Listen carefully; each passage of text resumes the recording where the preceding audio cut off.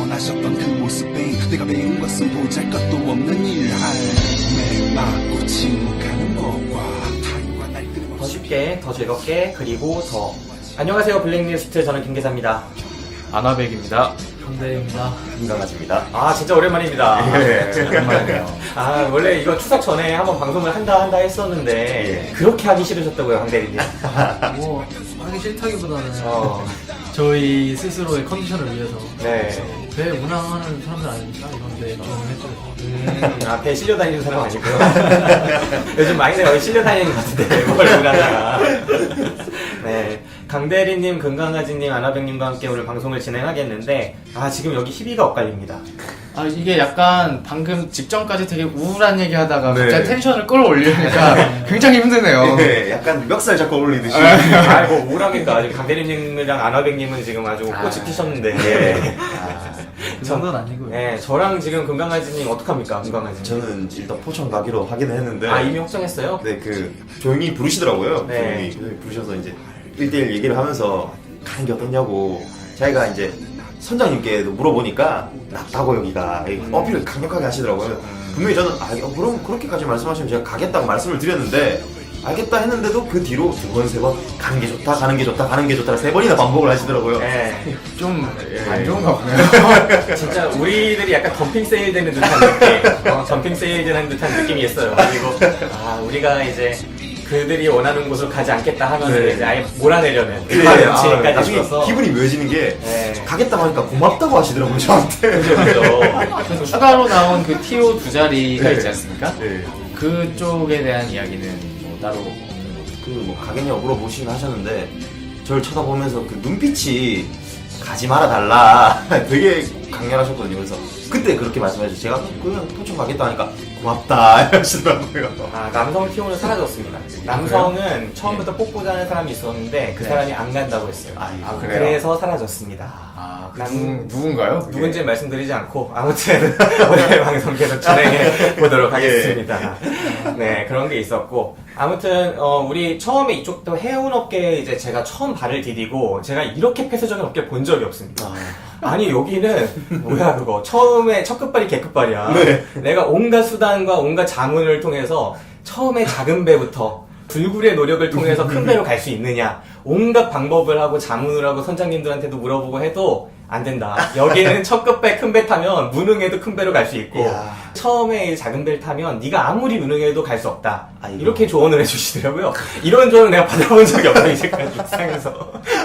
내가 영화 찍을 때도 기자할 때도 열심히 하면 어딘가 불가능은 없다. 이렇게 조언을 해주시지. 근데 원래 이게 현실적으로 불가능해도 약간 이렇게 지혜를 구하면은 네. 상급자한테 그렇게 말을 해주는 게 정상이에요. 그런 케이스도 있긴 있어 정도는 나오잖아요. 네. 근데 불가능하니까 일찌감치 돌아서라 이렇게 조언을 해주시니 그럼 내가 지금 여기서 보내주시는 그 작은 배를 타고 가면 영원히 이렇게 처박히는구나라는 생각을 하게 됐어요. 물론 직장으로서 괜찮을 수 있겠지만 이제 저같이 직업으로서보다는 좀 어떤 다른 걸 목적하고 온 사람들은 되게 실망할 수 있는 그런 상황이 벌어지고 있어서 아무튼 제가 지금 밑바닥 중에 밑바닥에 지금 처박혀 있는 요즘입니다. 뭐 제가 김 기사를 데려오진 않았지만 네. 좀 마음 한 구석에 조금 안타까움이 있네요. 그래서 미안한 저를 마음과 유인한 사람으로서 제가 이제 화딱지가 날라고 하지만 예. 그러나 여기에 더 저주할 만한 사람들이 많기 때문에 아무튼 그렇습니다. 제가 결국은 이 102명에 처음 102명이었고 한 4명 5명 자퇴했잖아요. 네.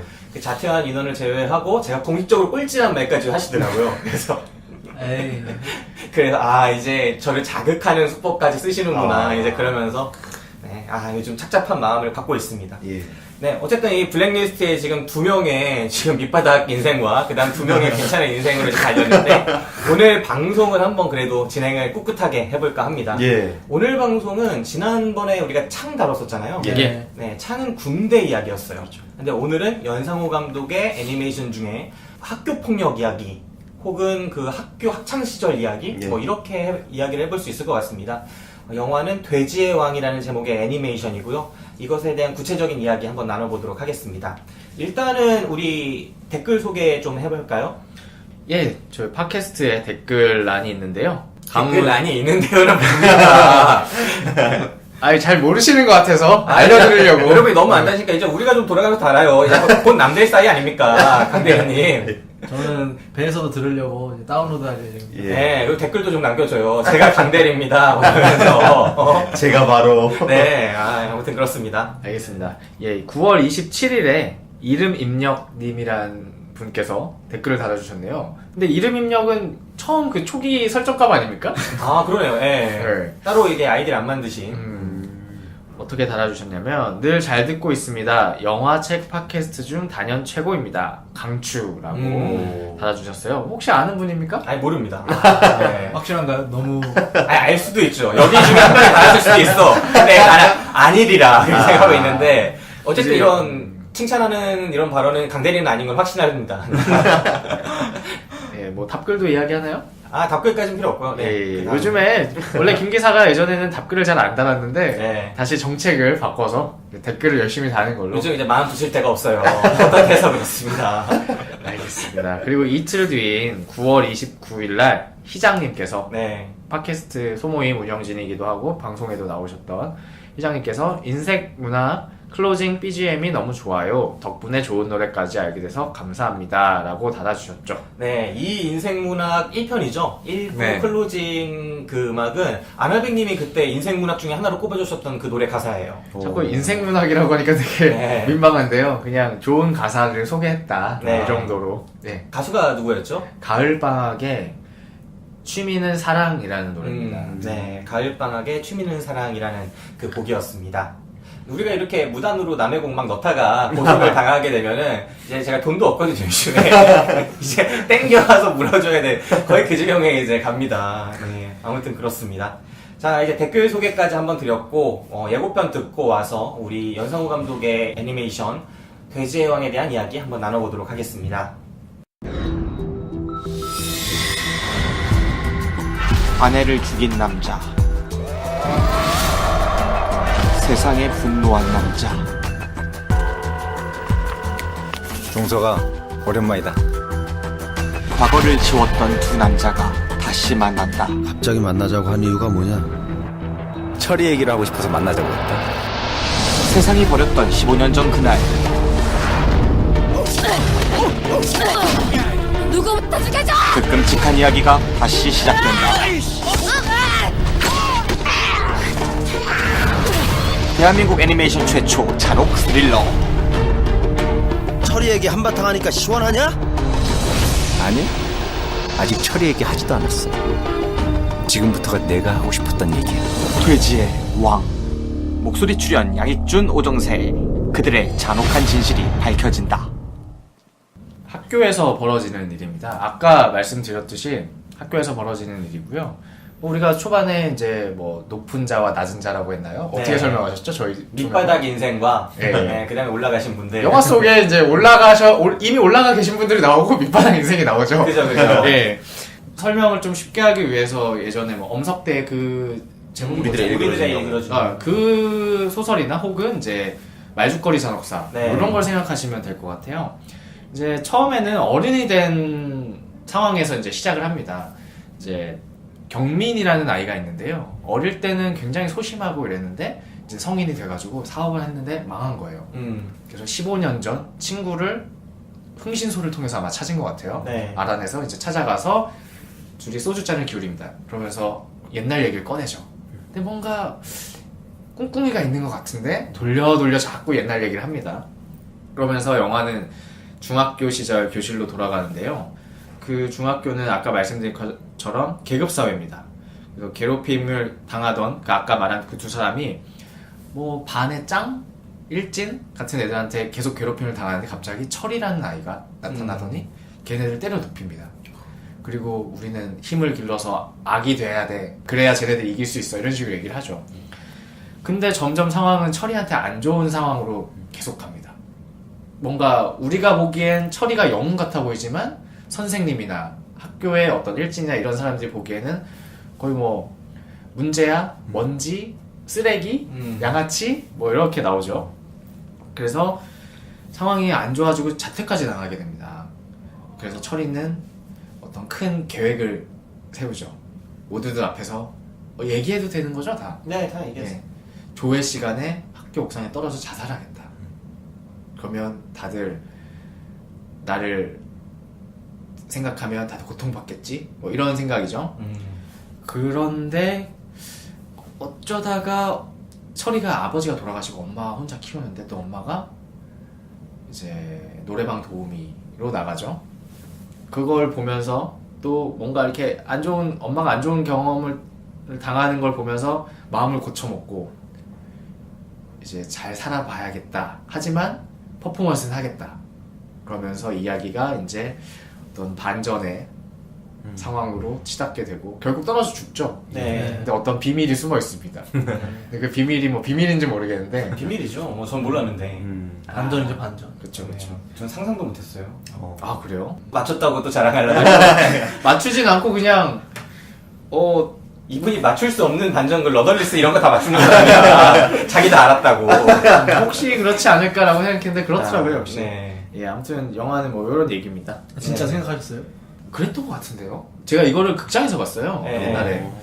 그래서 보면서 별로 안 놀랬던 기억이 나요. 근데 이게 저는 이 영화 애니메이션이 되게 신기한 게 그 마지막 거를 이렇게 반전을 준비하는 게 아니라 그냥 이 얘기로 갈 것 같지도 않다가 갑자기 훅 들어오잖아요. 네네. 근데도 그거를 러덜리스랑 비슷했죠. 네, 그죠. 러덜리스는 분위기를 너무 많이 풍기지 않나요? 무슨 소리야. 러덜리스는 나는 이거에 가해자의 아빠야 라는 분위기를 굉장히 많이 풍겼는데 아 그래요? 궁금하신 분들은 러덜리스 편을 네. 몇 합니까? 잘 모르겠어요. 몇 탄지 모르겠는데 러덜리스 편 들으시면 되고요. 예. 일단 이 영화 돼지의 왕은 말씀해주신 것처럼 돼지들의 왕에 대한 이야기예요. 그리고 왜 사람들을 돼지라고 부르느냐, 이게 되게 조지 오웰의 동물농장처럼 그 사람들을 계급화 시켜놓고 되게 특징화 시켜놓은 거죠. 그래서 돼지들의 그룹이 있고 이 돼지들을 지배하는 애들이 그 늑대나 개, 뭐 이렇게 불리는 개들이라고 하죠. 그 개새끼들이 있습니다.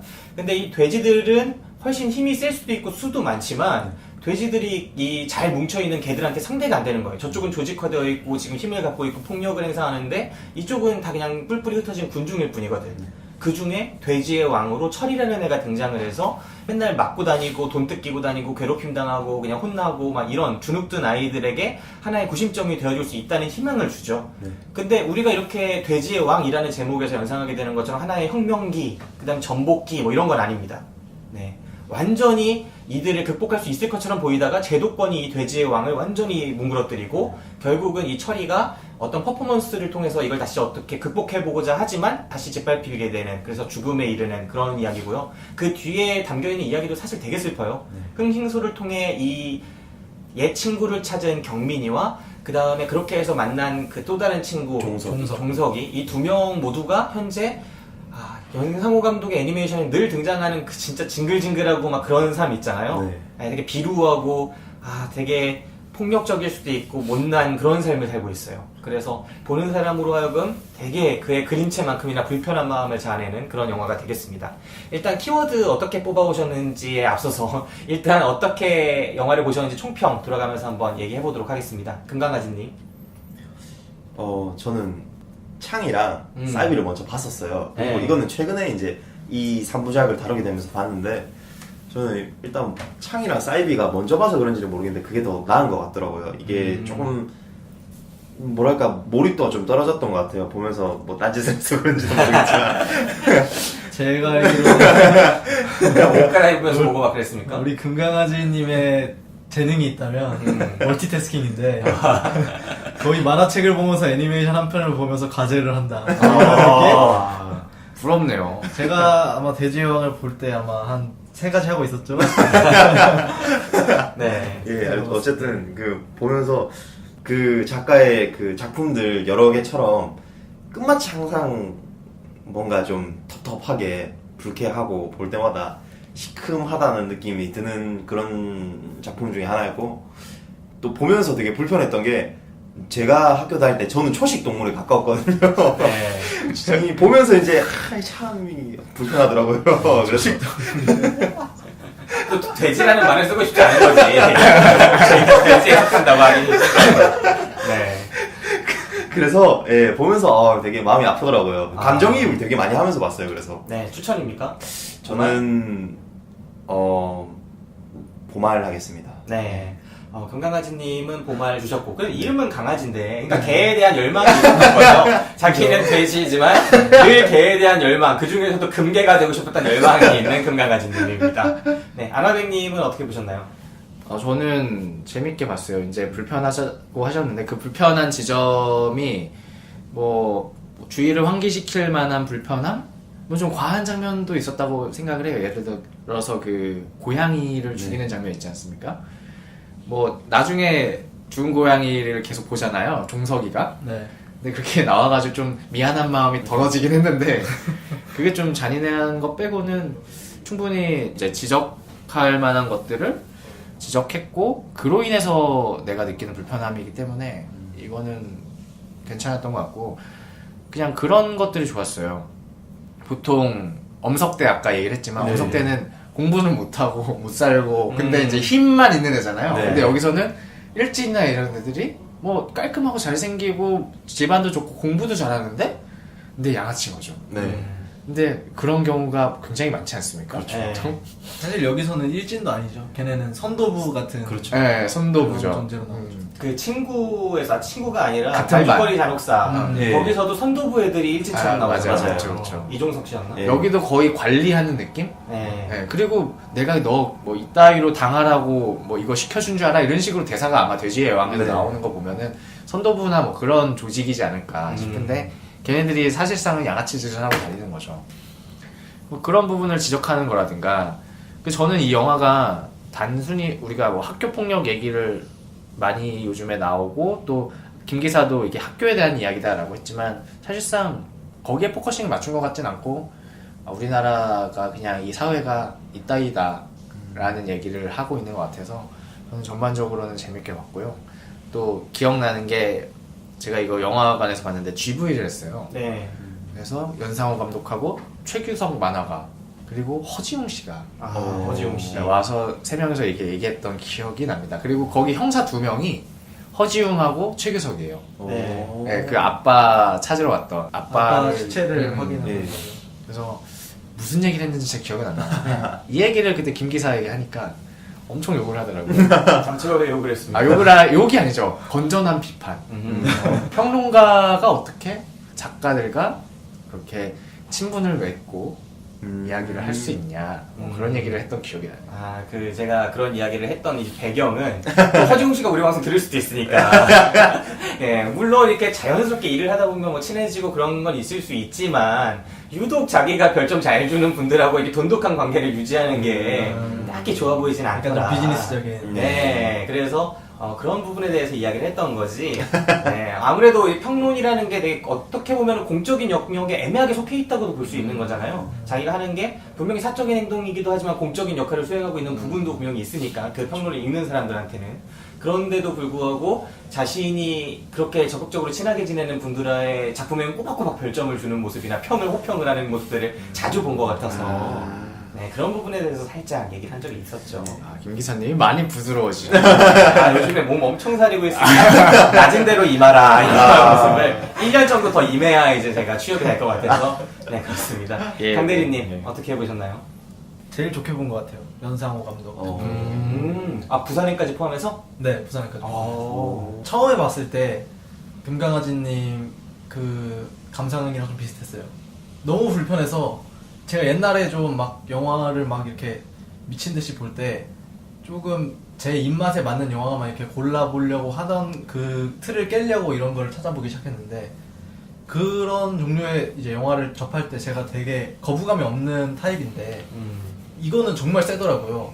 근데 진짜 세다고 느낀 게 그 성우들이 되게 네. 어린 시절에서 여자 성우들이 네. 나왔잖아요. 그러니까 그 단아는 주로 돼지에 네. 속한 사람들의 다 남자 캐릭터로 표현이 되는데 그러니까 목소리는 여성성으로 여자예요. 이렇게 네. 약함으로 강조하니까 그죠. 이게 조금 어린 시절에 사춘기 이거 뭐야 변성기가 오기 전이고 그거를 강조하기 위해 그렇게 했다지만 이게 너무 좀 표현이 심하지 않나 좀 이런 느낌이 들어가지고 안 그래도 막 그림체도 세고 한데 그런 느낌을 받았던 기억이 나는데 지금 이 팟캐스트 녹음을 하기 위해 다시 보고 그 전에도 한번 봤어요. 네. 그 전에 이게 너무 좀 어렵다고 느꼈거든요. 근데 지금 세 번째 본 건데 세 번째 보니까 확실히 감상이 다르더라고요. 정말 이 연상호 감독이 사람들이 대놓고 드러내지 못하는 이 사회에서의 그런 관계의 안 좋은 면들을 이제 끄집어내는데 정말 재능이 있구나 그런 느낌? 네. 특히 아나비님이 말씀해주신 것처럼 그냥 학교 폭력의 문제 얘기는 아닌 것 같아요. 초반에 그 종석이 소설가로서 막 직장 네. 생활에 사는 것도 네, 나오고 그죠. 그런 사회 배경에서 어두운 부분들 많이 나오잖아요. 그 학교 생활이 그런 거에 다 연결점이라고 얘기하고 있는 것 같은데 그런 것보다 제일 불편했던 거는 제가 학창 시절에 느꼈던 그 학창 시절에 알게 모르게 그 힘의 논리로 막 돌아가는 그 남자들의 세계가 있잖아요. 초식 동물이셨습니까? 저는 초식동물에서 바뀐 스타일인데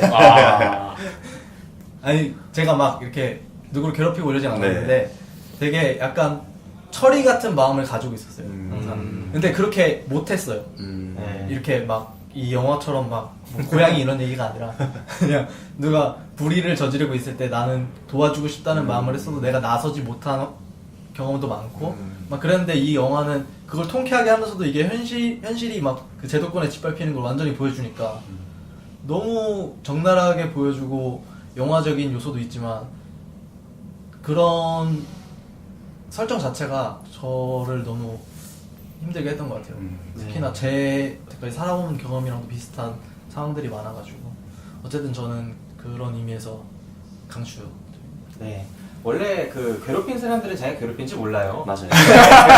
자기가 괴롭힌 거에 대해서 전혀 난 그런 사람이 맞습니다. 아니다라고 주장하는데 예, 그렇죠. 저는 네. 많이 의심합니다 일단. 그때 장난이었잖아 말하지만 당한 사람은 다를 수가 있어요. 그죠. 지금 영화 대사에도 나오지 않습니까? 나는 저 새끼들이 그때 참 좋았지라고 추억하는 게 정말 싫어. 그게 제일 무서워. 네. 그죠. 이렇게 회상하는 외계인들이 있는 거를 진짜 철이가 못 견뎠던 거죠. 네, 그렇게 생각을 한번 해봅니다. 저는 이 영화 보말이에요. 근데 제가 보말을 주면서도 연상호 감독이 우리 사회에 존재하는 불편함을 일깨운다라는 거는 제가 부인할 수가 없는 것 같아요. 네. 이 연상호 감독이 제가 김기덕 감독 영화를 보면서 예전에 불편하다는 느낌을 되게 많이 가졌거든요. 그런데 김기덕 감독 영화에서 다루고 있는 어떤 불편함들이 실제로 우리 사회에서 존재하는 것이다 라는 거는 부인하지 못했었어요. 그 사람이 하고자 하는 말 그리고 그 사람이 형상화하는 그런 주제들은 내가 볼 땐 바람직하지 않거나 왜곡된 부분이 있다라고 느끼더라도 그 사람이 결국 문제를 처음부터 이제 간직하고 있고 거기서부터 이제 꽃을 피워나가는 그 토양 자체는 분명히 존재하고 있고 그 사람의 세계관이 그렇게밖에 옮길 수 없도록 만든 우리 사회가 존재한다고 저는 생각을 했거든요. 그래서 그 사람을 늘 불편해하면서도 아 저런 작가도 있지 그리고 분명히 저런 땅도 있지 저런 땅에 사는 동물들은 저렇겠지 라는 생각을 했었는데 연상호 감독이 그 못지않은 불편함을 계속 만들어내는 것 같아서 아직 한국 사회가 내가 돌아보고 싶지 않은 지평이 저렇게 넓구나 라는 거를 계속해서 느끼게 하는 그런 영화였습니다. 그럼에도 불구하고 추천을 하지 못하는 건 이 영화가 그리고 있는 그 전반적인 불편의 수위가 너무 높다고 생각해요. 네. 제가 다녔던 학교 그리고 제가 있었던 공간들은 그렇지는 않았거든요. 그래서 제가 아무리 이걸 몰입하고 보려고 해도 이 연상호 감독이 그려놓은 세상 속에서 희망이 안 보이는 거예요. 네, 맞아요. 철이가 아무리 발버둥 쳐도 안 돼. 네. 걔가 미쳐가지고 갑자기 검사가 돼 공부를 너무 잘해서 그 다음에 얘네들을 잡으면 되겠지만 네. 지금 상태의 철이 돈 없고 빽 없고 가난한 이 철이가 그냥 육체적인 힘만 좀 갖고 있는데 그 힘으로 100명 잡겠어요 어떻게? 안 될 거 아니에요. 얘는 아무리 노력해도 세상을 바꿀 수 없다는 거죠. 그래서 기껏해야 올라가는 게 자살소동인데 거기서 진짜 예기치 않은 죽음을 맞이하죠. 네. 그런 모습들을 봤을 때 연상호 감독이 그려놓은 세상은 제가 예전에 김기덕 감독에게 생각했던 그대로였던 것 같아요. 탈출구가 없다. 김기덕 감독의 봄, 여름, 가을, 겨울 그리고 봄이라는 영화를 보면 그게 계속 순환하거든요. 그 메비우스 띠처럼 계속 돌기 때문에 그 안에 갇혀버려요. 무엇도 더 나아지지 않고 어떠한 희망도 싹트지 않고 악은 거듭해서 반복된다. 인간이란 원래 이런 놈들이야. 악한 놈들이야. 약한 애를 짓밟지. 뭐 그렇지. 막 이렇게 해버리거든요. 그러니까 그런 걸 봤을 때만큼의 그런 답답함과 불쾌함이 있었어요. 그 친구들은 경민이와 종석이는 다시는 만나지 않았고 나중에 만났을 때조차 그렇게 불쾌함과 불편함을 자아내면서 만남을 끝마치죠. 그래서 내가 생각하는 세상보다 이건 훨씬 더 나아갔다. 이런 식의 영화는 자극은 될지언정 어떤 해법이나 정답이 될 수는 없을 것이다 라고 저는 생각하기 때문에 일단 보말을 드립니다. 네. 자, 일단 총평을 여기까지 해보고요. 각자 키워드, 어떤 키워드가 왔는지 한번 들어봅시다. 금강아지님. 네, 전 키워드 정확하게 막 생각을 못 하고 있었는데 자꾸 이게 그런 것 같았어요. 제가 이거는 저의 경험에서 생각해낸 키워드인데 저는 상한 우유 같은 거예요. 예, 모르고 뜯었는데 냄새가 너무 막 심하고 이걸 그것 때문에 헛구역질했던 기억이 있는데 이것도 전 모르고 이제 본 영화잖아요. 모르고 뜯은 영화인데 너무 이게 분명 어딘가에서는 또 있는 말씀하신 대로 그 불편함이 자아내 우리가 느껴지는 거는 있는 현상이니까 그것 때문에 더 막 보면서 힘들었던 것도 있고 근데 말씀하신 대로 너무 간 것 같아요. 저도 학창 시절 이 정도로 암울하진 않았거든요. 네. 물론 저도 이제 크면서 많이 상황이 나아지고 이제 제가 좀 일찍 성장이 오면서 주변에서 건드리는 친구들이 별로 없어졌었거든요. 그래서 그러면서 이제 좀 상황이 나아지다 보니까 그런 걸 못 본 걸 수도 있는데 그래도 이렇게까지 암울한 학창 시절은 별로 아니었던 것 같아요. 그래도 그 어려운 와중에도 아이들은 그 안에서도 나름대로의 그 상호작용 안에서 자기들끼리 웃고 나름대로의 추억을 만들고 하는 그런 곳인데 여기는 완전 진짜 사바나 같은 곳이잖아요. 그냥 물어 뜯기는 그런 곳이잖아요. 그러니까 물론 이 자체의 자극으로는 괜찮았지만 너무 가지 않았나라는 작품이었기 때문에 저는 그래서 3부작 중에서 3번째였거든요. 그래서 네. 예. 그래서 저는 상한 우유 같은 영화였다고 생각을 합니다. 네. 이런 일 비일비재하지 않나요? 학창 시절에? 저는 중학교 가서는 그렇게까지는 안 심했어요. 오히려 저는 초등학교 때 아이들이 왕따하고 막 그런 게 더 심했지 중학교 때 가서는 오히려 조금 몸을 사리는 애들이 많았어요. 일진이더라도 조금 몸을 사렸었어요. 그러니까 이 영화 속에서의 세계는 그 선도부 같은 어떤 조직이 있는 거고 네. 그 안에 각 반마다 관리하는 애들이 있죠. 네. 그 애들이 일진처럼 보여지는데 그 관리하는 애들이 학생들의 편에서 학생들을 좋게 해주는 것이 아니라 자기들이 다른 애들보다 한 단계 위에 있고 다른 애들을 툭툭 치고 괴롭히고 그리고 이 속에서 약간 성적인 학대라고 네. 할까요? 자기들은 재미처럼 하지만 누구의 성기를 잡고 약한 애들이 성기를 잡고 막 주물주물하면서 어이구 많이 컸네 막 계속 이렇게 만지고 뭐 그런 식의 것들이 그냥 일상적으로 자행되는 거예요. 그리고 싫어도 누구도 저항할 수 없어요. 얘네 권위에는. 근데 철이라는 애만이 유일하게 걔네를 때렸다가 더 위에 단계 애들이 또 보복하러 오고 이런 것들에 마주하게 되는 거죠.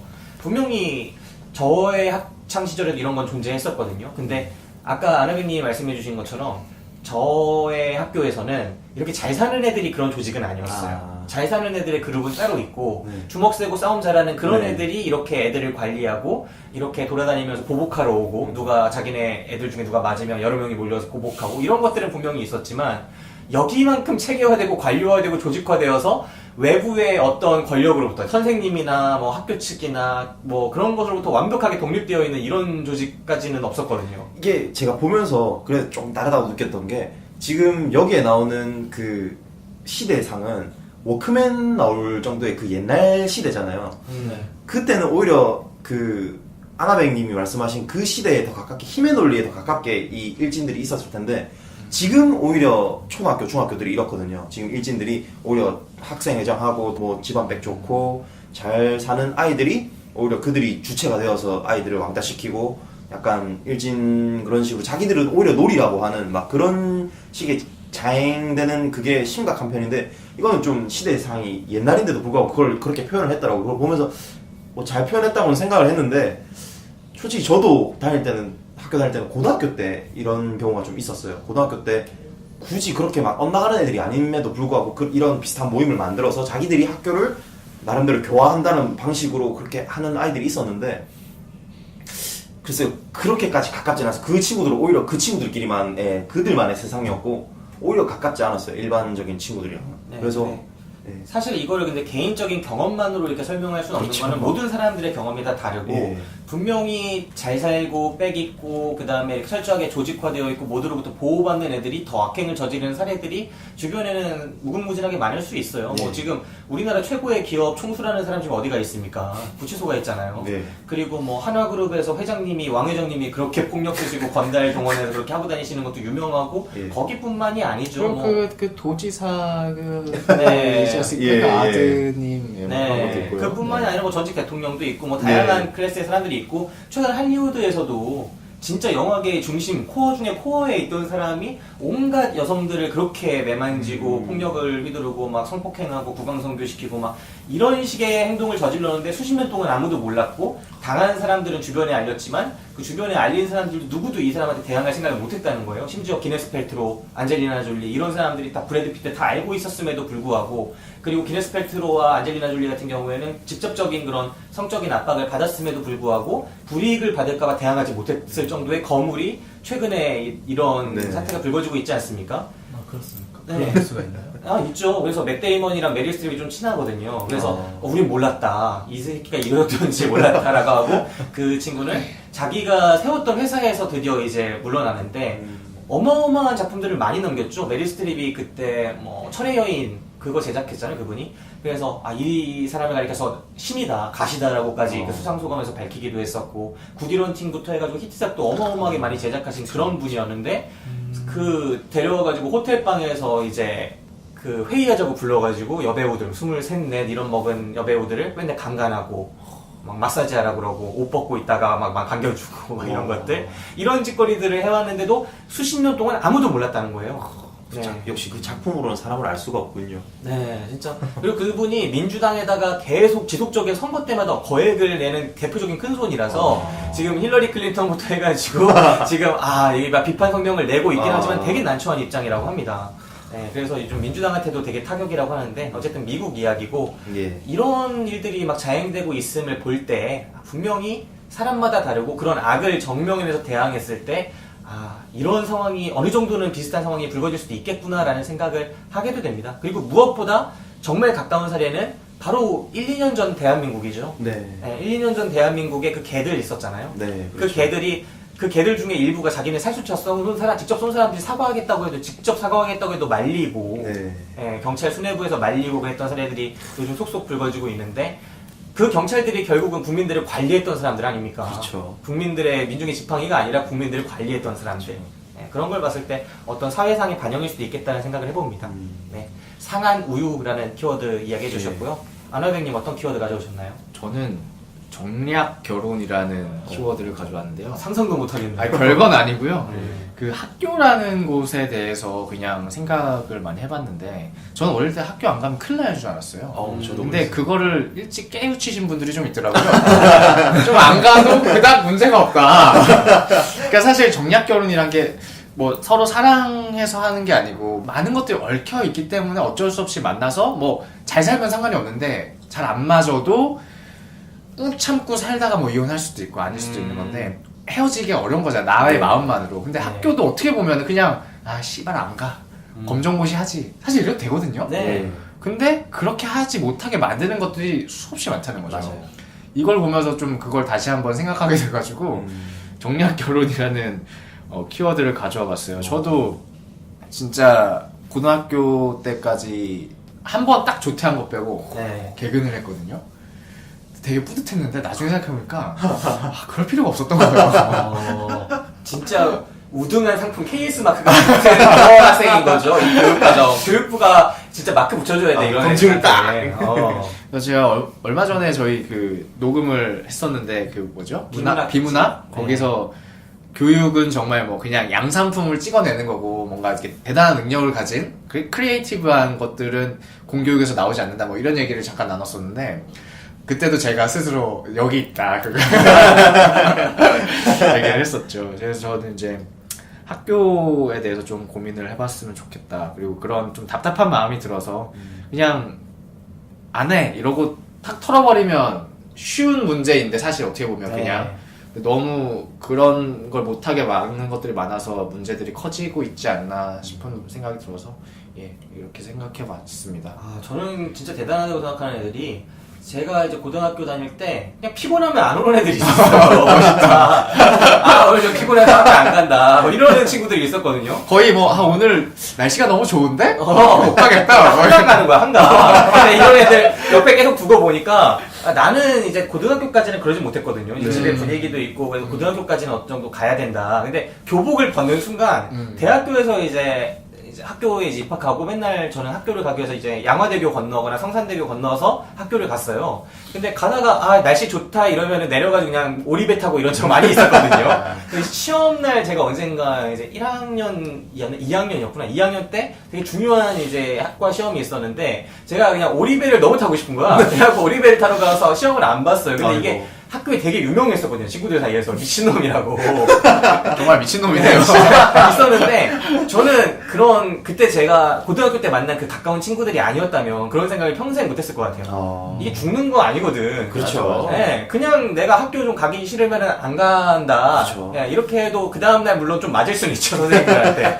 그랬는데 어쨌든 이 친구들은 그래서 뭐 여자 좋아하는 친구들은 그 당시에 옆에 여고들 다니면서 엄청 여자들 만나고 다니고 그리고 또 오토바이 타는 거 좋아하는 애들은 맨날 오토바이 몰고 다니고 막 이런 것들을 했던 친구들 가까이서 봤기 때문에 아 이런 것들을 내가 그래도 어느 정도 다른 사람보다 일찍 봐서 좀 다행이다라는 생각을 했던 적이 있었어요. 예.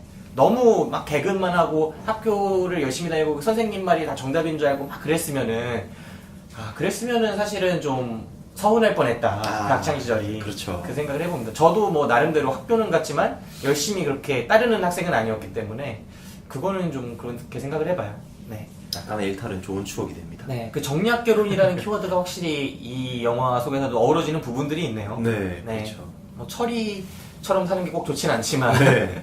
네. 아무튼 모두가 학교에서는 그렇게 살아가게 되지 않나. 그런 장면이 나오죠. 철이가 정학을 맞아서 학교를 못 나오니까 아이들이 마치 무슨 하늘이 무너질 것처럼 철이한테 막 어떡하냐고 걱정하잖아요. 그런 거 보면서 아, 그러네요. 예. 얘네들이 이렇게까지 걱정을 하고 있구나라는 생각을 했죠. 그 나이엔 그럴 수 있죠. 예, 그렇죠. 근데 돌이켜보면은 뭐 정학이나 군대에서 영창이나 돌이켜보면 별거 아닙니다. 네, 진짜 별거 아니라는 걸 여러분들이 혹시 학창 시절을 보내고 있는 분들이 있으시면 알고 좀 더 적극적으로 사셔야 돼요. 네, 적극적으로. 영창은 한번 생각해 보셔야 됩니다. 아, 엄청 지루하고 또 할 수 예. 있기 때문에 저녁일이 늦춰지고. 요새는 영창 가도 저녁에 안 늦춰진다 하더라고요. 아, 그래요? 정말요? 엄청 괜찮네. 그러면 갈만하네. 더 적극적으로 여러분이 학명이라든가 그런 걸 시도해보시는 것도 괜찮을 수 있어요. 뭐 어차피 나오면 아저씨거든. 그렇죠. 네, 전시만 아니면 되지. 그 친구가 거기 가서 책을 그렇게 안 읽는 친구였는데 평생 읽을 책을 거기서 다 읽고 왔다고 하더라고요. 네, 뭐 김대중 대통령이 이제 깜빵에서 나오기 싫어하셨다는 그 그렇죠. 네, 추록을 되게 아쉬워하셨다는 일화는 너무 유명합니다. 네. 강대리님은 어떤 키워드 뽑아오셨나요? 저는 네, 한때 그래도 폭력배. 네. 그렇게 말씀하시면 육식동물. 오해하실 사람들이 있습니다. 네. 저는 트리케라톱스 같은 그런 초식 동물이지만 약간 아닌 척하는 그런 네. 그런 동물이었죠. 언제든지 찌를 수 있는. 어쨌든 제가 어쨌든 제가 그 뽑은 거는 대필 작가. 맞네. 여기 이 종석이란 캐릭터가 메인으로 나오잖아요. 네. 근데 대필 작가라는 그 지금 현재 살고 있는 그 직업을 선택한 게 되게 중요한 키워드인 것 같아요. 특히 이 영화 보면서 저 녹음할 생각에 좀 괴로웠거든요. 왜냐면은 너무 무거운 주제에다가 우리 상황이 좀 그런 거예요.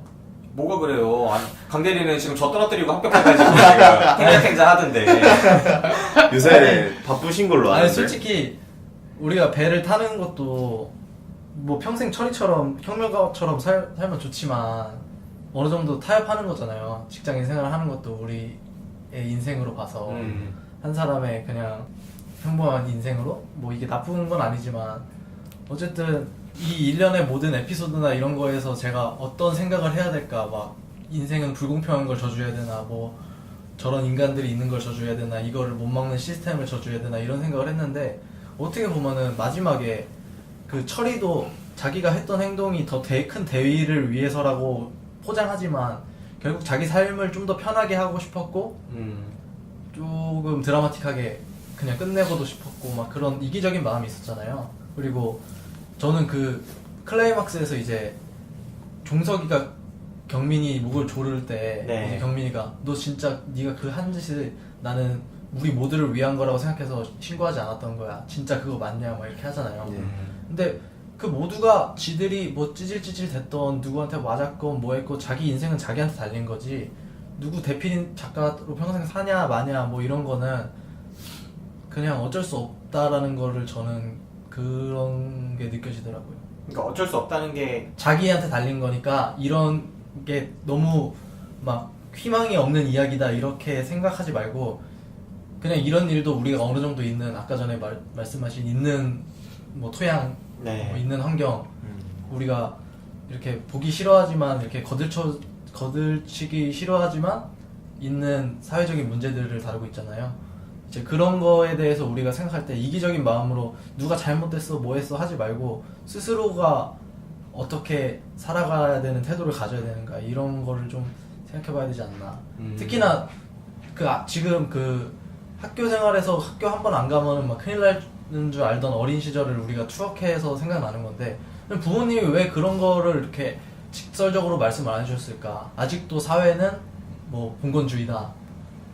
뭐 삶은 이렇게 낭만적이지가 않고 이 투쟁이다. 뭐 이런 거를 좀 더 이렇게 알려주셨으면은 더 뭐 물론 부모님 탓도 아니지만 이렇게 빨리 배우지 않았을까 이런 생각이 듭니다. 진짜 알려주시긴커녕 저희 아버지께서는 이제 죽어도 학교에서 죽으라고 책상 위에서 죽으라고 그러니까 그런 명언을 남기셨죠. 네. 약간 그 시스템에 그냥 따라라라는 식으로만 가르쳐 주니까 네. 그런 거를 이제 딱 깨닫는 순간 좀 답답해지는 거예요. 저는 어머니 말투에서 저는 그걸 느꼈던 것 같아요. 어머니께서 말하시는 게 학교를 무조건 가라. 거기서 그 절박함이 그 말투에서 느껴지는 절박함이 나는 학교를 안 가면 안 되는구나라고 저한테 그게 전해져 왔던 것 같아요.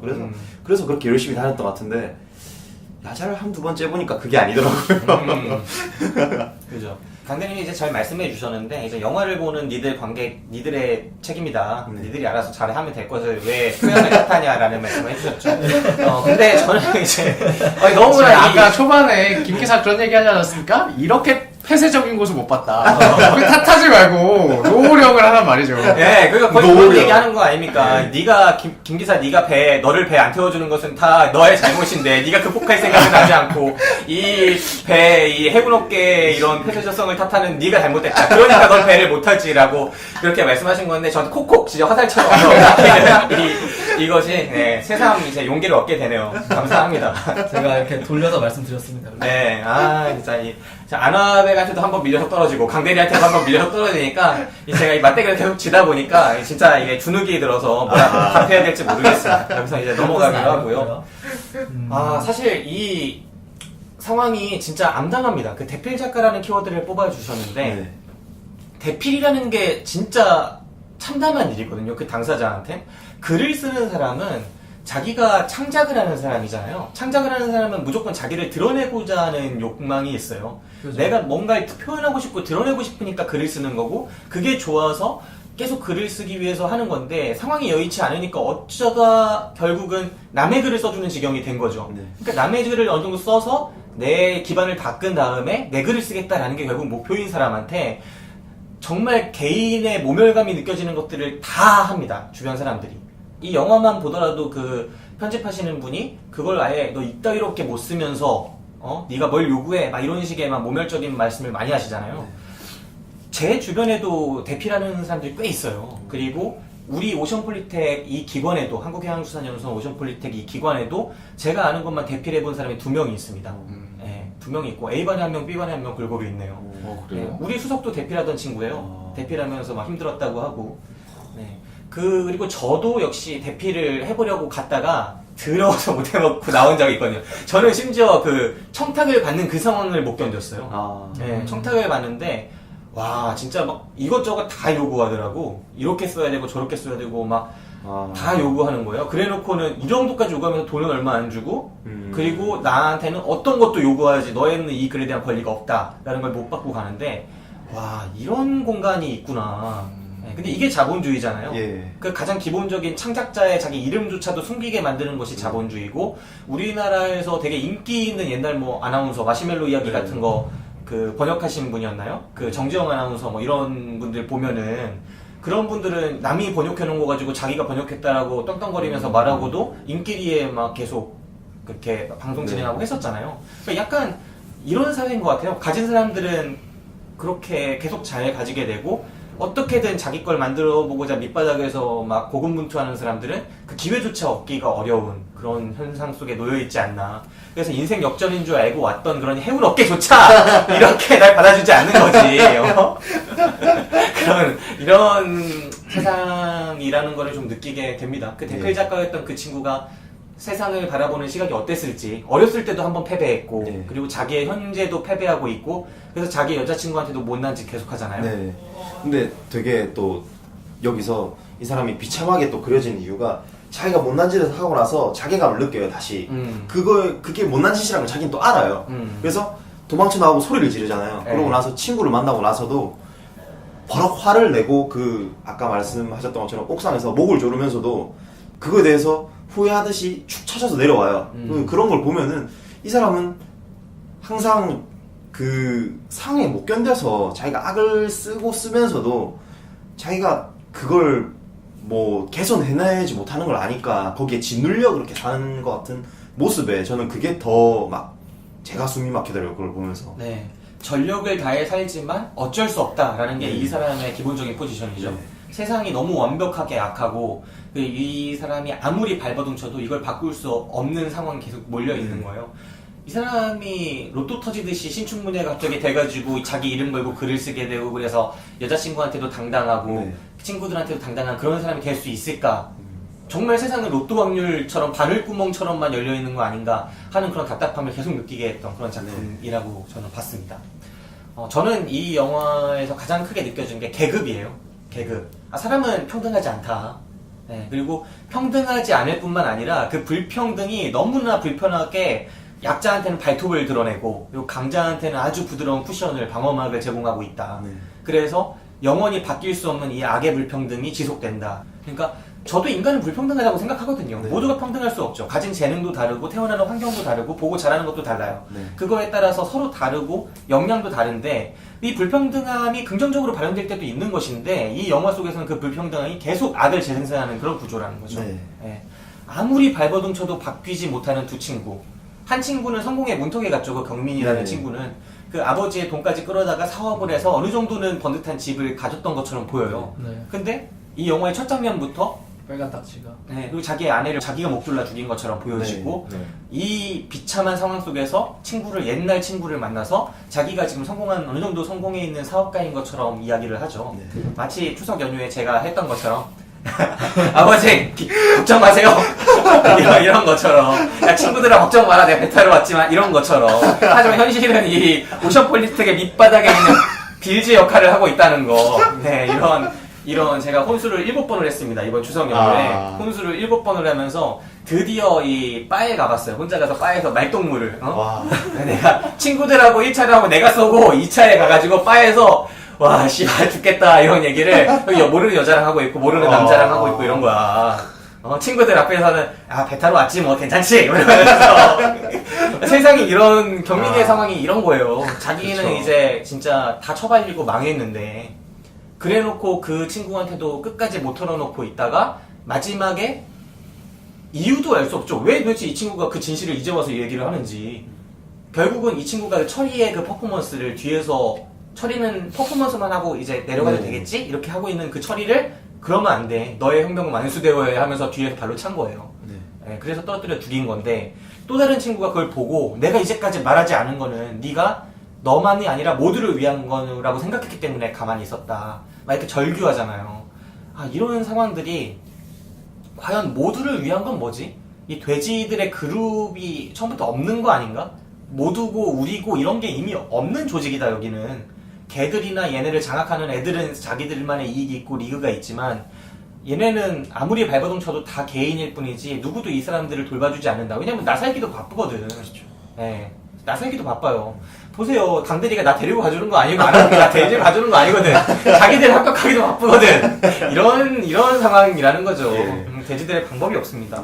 네. 그렇죠. 근데 만약에 영화가 그렇게까지 이 계급 사회가 걔네 추억을 짓밟은 그런 게 성인이 돼서의 삶까지 망쳤다고 하기에는 조금 그 주제를 안 말하는 것 같진 않은데 의구심이 좀 드네요. 왜냐면은 만약에 이 영화의 주제가 그런 식으로 갔다고 하면은 학창시절에 이런 계급 사회들이 계속 되물린다 이런 식으로 했으면은 개새끼들의 역할로 나온 선도부 같은 애들이 그래놓고도 떵떵거리고 잘 살고 얘네는 계속 그 트라우마에 갇혀서 이런 영향 때문에 이렇게 망하고 이런 식으로 그려졌어야 되지 않나라는 생각이 드네요. 저는 근데 그게 어느 정도는 이제 배경으로서 존재한다고 보는 게 돼지들의 부모가 나오죠. 네. 네, 한 분은 이제 노래방에서 도우미로 나오고 네. 철이의 어머니죠. 네. 그 다음에 그 심약한 경민이 아버지가 뭐 할까 봤더니 노래방에 거의 포주 역할을 하고 있는 거야. 맞아요. 노래방 주인인데 이제 노래방 도우미들 넣고 막 하는데 네. 도우미들한테 엄청 폭력을 행사해. 근데 나중에 철이와 경민이가 그 자기들의 부모의 상황을 보잖아요. 네. 예, 맨날 경민이를 지켜주고 막 그런 줄 알았던 철이었는데 철이네 엄마는 경민이네 아버지한테 그렇게 학대당하고 있고 그런 상황들을 봤을 때 어차피 같은 돼지들이라고 저는 생각을 하거든요. 돼지들의 부모, 그 돼지들의 부모가 어떻게 하고 있느냐 지금. 그리고 이 지금의 돼지들도 별반 다르지 않다. 친구인 줄 알았던 그 둘도 완전히 지금 엉망진창이잖아요. 사실은 친구로서의 관계를 전혀 이어가지 못하고. 네. 그리고 반면에 일종의 그런 개들처럼 보였던 사람들은 학교의 선생님이라거나 이렇게 좀 괜찮아 보이는 그런 사람들은 정말 괜찮아 보이거든요. 전혀 관심도 갖지 않고 이런 체제가 지속되는데 그냥 방관하고 이런 모습들을 보여주는 그런 모습에서 저는 좀 그렇지 않나, 어느 정도는 그게 들어있지 않나라는 생각을 했어요. 제가 생각했던 거는 철이가 이제 철이만의 방식을 사용하다가 점점 궁지에 몰리다가 어떻게 보면은 뭐 개종을 하듯이 잘 살아야지 뭐 엄마랑 잘 살 거야 이렇게 했잖아요. 네. 근데 공석이가 그걸 듣고 부들부들하면서 밀어버리죠. 네. 너는 이러면 안 돼. 그리고 어떻게 보면은 경민이는 종석이가 그렇게 했던 게 아 그래 철이 방식으로 나도 우리가 그때 고양이를 찔렀던 것처럼 계속 살아야겠다. 근데 서로 유대는 하지 않지만 서로 각자 철이의 방식으로 살아왔는데 둘 다 개망하고 있는 거죠 지금. 그래서 나름 경민이는 성공했다고 생각했는데 부도가 나버린 거야. 아 철이의 방식은 아니구나. 그때 나는 널 보고 그래 저렇게 나도 해봐야지 하고 나는 얘기를 안 한 건데 결국 와보니까 다 틀렸어. 다 망한 거야. 뭐 약간 이런 느낌으로 오지 않았을까라는 생각을 했거든요 저는. 네, 그럴 수도 있겠네요. 그러니까 이 틀에서 빠져나가는 방법이 무엇인가? 그러니까 다소 시민으로 조용히 그냥 돼지로서 살아가는 것인가?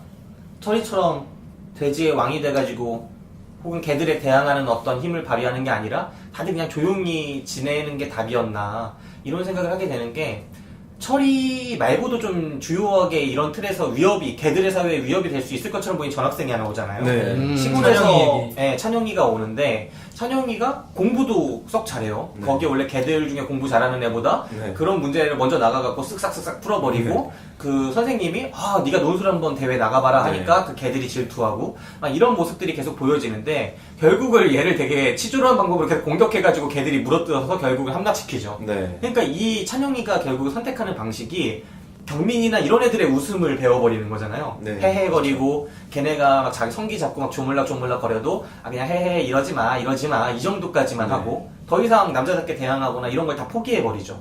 걔하고 이빨을 들어가면서 싸우게 포기해버려요. 네. 그러니까 이런 식의 방식 말고는 결국 탈출구가 없는 건가? 그런 생각을 계속하게 됐어요. 네. 그래서 이 영화 속에서는 결국 답은 안 보였다. 네. 네, 대필 작가는 계속 대필 작가로 살고. 근데 그런 식의 사고방식이면은 이제 내 사고방식까지 비판하는 겁니다. 야, 좀만 공격하면 날 침몰해. 자, 네. 아니 그냥 저는 항상 답답했던 게 음, 이런 막 근현대사에서 굵직굵직한 이런 막 일들이 있잖아요. 네. 막 가슴 아픈 광주 민주화 사태나 여러 상황들을 제가 이렇게 역사책에서 볼 때 항상 공권력이 일반 시민들을 이렇게 핍박하는데 쓰이잖아요. 근데 저는 그런 데에서 항상 답답함이 느껴지는 게 그런 공권력에 해당하는 경찰이나 군인들도 한 사람의 자녀고 시민들인데 그 사람들이 자기들도 배운 게 있을 텐데 이런 짓을 이렇게 지시가 내려오면은 그게 불합리하다고 다 같이 말할 수 있어야 되는데 못 하잖아요. 그렇기 때문에 이렇게 세상이 돌아왔던 거고. 근데 지금 이 사건 같은 경우에도 찬영이가 그나마 뭐 흑백 논리로 나가기는 그렇지만 그 악을 대항하기 위해서 진짜 더 큰 악이 돼야 되는 게 아니라 걔는 좀 선의 방향으로 간 거잖아요. 이 영화에서 보기에는. 그걸 선의 방향이라고 해야 될까요? 그러니까 흑백으로 나뉘자고 하나는 그냥 쉽게 풀자고 해서. 근데 그 방식이 얘네가 보기에 무너져가지고 걔네가 거기에 똑같은 좌절감을 느꼈잖아요. 근데 걔네는 그런 찬영이가 그런 모욕감을 당하고 있을 때 하나 도와주지도 않고 지들은 목소리도 못 내놓고서 그냥 자기들이 우상이라고 생각했던 사람이 무너지니까 내 인생의 그 방향도 틀어진 거야 이런 식으로 생각하면은 저는 솔직히 발전이 없는 사회가 아닌가라는 생각이 들어가지고 형이 그렇게 말씀하시길래 이런 말을 하게 되네요. 네, 찬혁이를 반장으로 밀었어야 한다. 그죠. 이런 말씀이시네요. 철이도 도왔어야 되고. 경민이 얼마나 처절합니까? 고기 반찬 주고. 근데 저도 경민이가 진짜 그 경멸스러웠어요. 고기 반찬 주는 게 근데 그게 또 무너지는 계기가 되죠 그게. 맞아요. 설사하면서. 네. 진짜. 그러니까 이 연출에서도 막 철이었나 종석이었나가 이렇게 돌아보는데 아무것도 못하고 이렇게 바라본 그 걔네들도 원하고 있잖아요. 이 걔들을 철이가 무찔러주거나 뭐가 이렇게 해주기를 원하고 있잖아요. 그러면서 가만히 말똥말똥 바라보는 게 돼지의 형상으로 막 바뀌잖아요. 네. 그것도 사실 제가 이렇게 느끼는 이유 중에 하나인 것 같아요. 이 사람이 연출을 그렇게 해서. 저는 이제 학교 다니면서 있었던 학교 폭력 연관된 사건 중에 제일 치욕스러웠던 경험이 제일 잘못됐다고 생각하는 경험이 있는데 중학교 3학년 때 이제 어디 캠프를 갔어요. 불국사 뭐 이런 데로 갔나 어딘지 모르겠는데 수련원 같은 데를 가는데 그때 이제 밤에 선생님들에서 소주 마신다고 지들끼리 이제 빠지잖아요. 관리 안 하고. 네. 그때 이제 또 개판이 벌어진 거예요. 막 자기들끼리 막 싸우고 막 이런 식의 뭐가 벌어졌겠죠. 그리고 누군가가 그 일진 애들의 어떤 그런 불편함을 자아냈을 거예요. 그래서 일진 애들이 몰려다니면서 수십 명이 몰려다니면서 각 방문을 열고 우리 반 애인데 누군가를 잡으러 다니는 거야. 그래서 결국은 막 이제 계속 수색을 하다가 그 애가 우리 방으로 이제 갑자기 확 뛰어들어왔어요. 확 뛰어들어왔는데 일진 애들이 수십 명이 이제 곧 쫓아와가지고 문을 벌컥 열고 새벽에 오는데 불을 켜고 애들을 자는 애들 다 깨운 거예요. 그러니까 다 무슨 상황인지 모르고 하면서 일어나죠. 몇 명만 깨어있던 애들만 대략적인 상황을 알고 그러더니 걔네가 와가지고 이제 잡아가지고 걔를 무릎 꿇리고 앉힌 다음에 있던 애들을 다 이제 그러니까 반 친구지만 서로 친하진 않죠. 심지어 저는 더 안 친했거든요. 친한 애가 없었어 나는. 다 같은 반인 거야? 아니죠. 일진 애들 중에는 우리 반이 없었어요. 네. 그랬는데 그 애들이 이제 얘를 앉힌 다음에 애들을 자기네들이 패는 게 아니라 우리한테 따귀를 한 대씩 때리게 시켰어요. 완전 모멸감을 네. 따귀를 때리게 시켰어. 그래갖고 애들이 하나씩 가서 때리는 거예요. 그래갖고 내가 마지막이었거든. 내가 마지막이었는데 다 때리는 거야. 씨발 것들이. 다 때리는 거야. 근데 우리는 이제 도대체 이게 무슨 상황이냐를 파악하는데 일단 시간이 걸렸고 와서 다 때리고 있는 거예요. 다 세게. 그래서 내가 이제 그 중에 한 명이 내 친구였어요. 일진 애들 중에 한 명이. 친한 친구였어. 내 딴에는. 그래서 난 못 때리겠다고 했는데 걔가 날 때리네. 걔가 되게 친한 친구라고 생각을 했단 말이야. 근데 걔가 나를 패는 거야. 그래갖고 결국 나도 걔를 때렸어요. 그리고 나서 이제 그게 엄청나게 오랫동안 트라우마로 남는 거예요. 이게 나는 왜 걔를 때렸을까? 내가 끝까지 이거 맞다가도 저항하면 할 수 있지 않았을까? 그리고 너무나 서운한 거예요. 그 친구랑 이제 그 이후로 한 번도 말을 안 했는데 그 친구가 다시 소년원을 가고 막 이런 이제 일도 있고 막 그랬었는데 이런 이벤트들이 사실 되게 부조리한 일들이 순간순간 훅훅 들어오고 선택의 순간이 왔을 때 대항하기가 되게 놀랍고 힘든 경우들이 있어요. 제 생각에는 그 방에 있던 애들 중에 제가 제일 강했고 그 대항할 수 있는 성격이 그랬는데도 불구하고 저를 때렸거든. 아까 영화가 너무 과장됐다고 말씀하셨던 것 같은데 전혀 과장됐다고 생각할 만한 상황이 아니에요. 이벤트들은 있단 말이지. 근데 이 정도 이벤트가 없어요. 저는 비슷한 건 있었어요. 나는 전혀 과장됐다고 생각하지 않아요. 난 이 정도 이벤트는 일상에 되게 많았어요. 많았는데 그 이후로는 이렇게 당한 적은 없었어요. 이후로는 제가 많이 맞을지라도 언제나 이렇게 제 나름대로의 것들을 소신을 지켜왔는데 어쩌면 이때의 경험인지도 몰라요. 네, 이 경험이 저한테 항상 그러니까 저는 평소에 되새기는 것들이 있거든요. 제가 되게 자만이 되게 강한 사람인데 자신감 알고 있습니다. 이거를 마치 그 에드벌룬처럼 밑에서 잡아주는 몇 가지가 있어요. 그래서 항상 이 생각을 해요. 제가 기자였을 때는 제 벽에 제가 처음 쓴 기사가 붙어 있었어요. 그 기사가 뭐였냐면 우리가 수습 기자일 때 기술 명장 막 이런 사람들을 찾아가가지고 인터뷰를 써보라는 거였어. 근데 내가 직접 만나는데 이 사람이 별거 아니었거든. 그래서 내가 별거 아닌 기사를 써서 우리 담당 기자 한참 선배시죠. 부장님한테 보여줬더니 좀 꾸며서 오라는 식으로 계속 말씀을 하시는 거예요. 그래서 제가 그걸 꾸며서 썼어요. 그 기사가 너무나 내가 싫은 거야. 나중에 그 상황에서는 어쩔 수 없이 다들 그렇게 썼더라고. 보니까 다른 동기들이. 아니 저는 실제로 대단하신 분이어서 대단하게 그래요? 썼습니다. 이렇게 썼더라고. 그래서 나는 정말 그 상황에 몰려서 이렇게 썼지만 나중에 돌아보니까 나 사표 내는 게 맞지 않았나 하는 생각이 계속 드는 거예요. 그게 제 벽에 붙어 있고 저 항상 기사 쓸 때 그 생각을 했어요. 나는 이 기사 쓰는 놈이다. 내가 이 기사 썼다. 내가 명인 기사 쓴 사람이다. 늘 이 생각을 했어요. 그리고 학교 폭력 이런 막 그런 제가 어떤 인간관계에서 좀 우위에 서거나 뭔가 내가 대단하게 원칙을 잘 지키는 사람 같이 느껴질 때는 늘 그 사건으로 가요. 중학교 3학년 때 내가 따귀 때린 애야 친구. 그 생각을 자주 해요. 야 김성호 너 그때 네가 따귀 때린 애야. 네가 걔들 일진 애들이 막 그렇게 때리라고 해서 때린 애야. 그 생각을 늘 해요. 그리고 내가 그 상황이 어떻게 해소가 됐냐면 이제 일진 애들이 만족하고 떠날 거 아니에요. 그럼 야 웃으면서 막 야 막 그러면서 가고 우리 애들 중에 좀 그래도 힘이 있고 좀 걔네랑 좀 친하게 지냈던 애 하나한테 야 그럼 뭐 잘 지내라 하고 그냥 웃으면서 가는 거예요. 그렇게 상황을 만들어 놓고 그러니까 다른 애들이 걔를 물어보면서 야 네가 먼저 막 대항했으면 우리도 다 도와줬을 텐데 이러는 거야. 애들이 다 그러면서 막 웃고 떠드는 분위기가 되고 그 맞은 애만 끌려 다시 머리채 잡혀서 끌려 나갔어요. 이 상황이 되고 나는 옆에 쭈그려서 조용히 있고 막 다 그런 분위기가 되면서 이 상황이 해소되는 걸 보니까 와 나는 말을 섞지 말아야지 이런 생각을 그때 붙였고 저는 중학교 때부터 그제서 쭉 친구가 없었거든요. 그 친구들이랑 안 어울렸었거든요. 이미 그 전에도 안 어울리긴 했었거든요. 어느 정도는. 그러니까 그런 상황들이 물론 주변에 많이 벌어지고 그거에 대항하기는 개인의 의지라고 하지만 그 의지는 사실은 대단치 않다고 생각해요. 왜냐면 나는 중학교 3학년 때도 내 생각엔 충분히 강한 애였거든요. 제 생각에는 지금의 웬만한 성인들보다도 강한 자아가 있었던 사람인데 쉽게 합류했대요. 그렇게 무서운 애들이 막 이렇게 오고 그러니까 그 중에 소년원 들럭날락하는 애들이 있고 아무리 그런 성향이 강한 사람도 이 정도의 상황에서의 개인이 이렇게 나서기엔 힘들다 이런. 그치 학생들이 칼 갖고 다닌다니까. 진짜 그런 애들이 있는데 솔직히 무서워. 그런 애들이 내가 저기 무릎 꿇혀서 안 깨될 그렇게- 상황이 올 수도 있는 그죠. 거고. 제가 그 당시에 생각해 봤는데 그 맞았을 때 되게 억울했어요. 그 친구한테. 근데 제가 얼마 후에 내가 생각을 했던 게 뭐냐면 걔는만 나를 알았어요. 내가 어떤 애인지. 그 나를 때린 그 일진 애만. 그래서 그래서 때린 것 같다고 저는 생각해요. 아직도. 그래서 걔가 나를 때린 것 같아요. 아니, 근데 그러니까 어쨌든 핵심은 뭐 제가 싼 얘기 때렸다는 거지만. 그러니까 나도 비겁한 놈이고. 네. 그러니까 누구라도 비겁해질 수 있다고. 그 상황이 되면 그렇게 될 수 그러니까 있다는. 제가 볼 때 안 그럴 수 있는 게 우리 60억 인구잖아. 내가 볼 땐 마틴 루터 킹이랑 간디랑 톨스토이랑 이런 애들밖에 없는데 다 죽었어. 내가 볼 때 몇 명 없다고. 그러니까 그렇게 대항할 수 있는 기지를 이제 제도권에 좀 길러줘야지. 철이 같은 애가 별로 없는 거죠. 솔직히. 그러니까 그 제도권이 과연 기를 수 있을까? 제도권 자체가 다 이미 그들의 리그인데 선두부는 다 걔들이 잡고 있는데.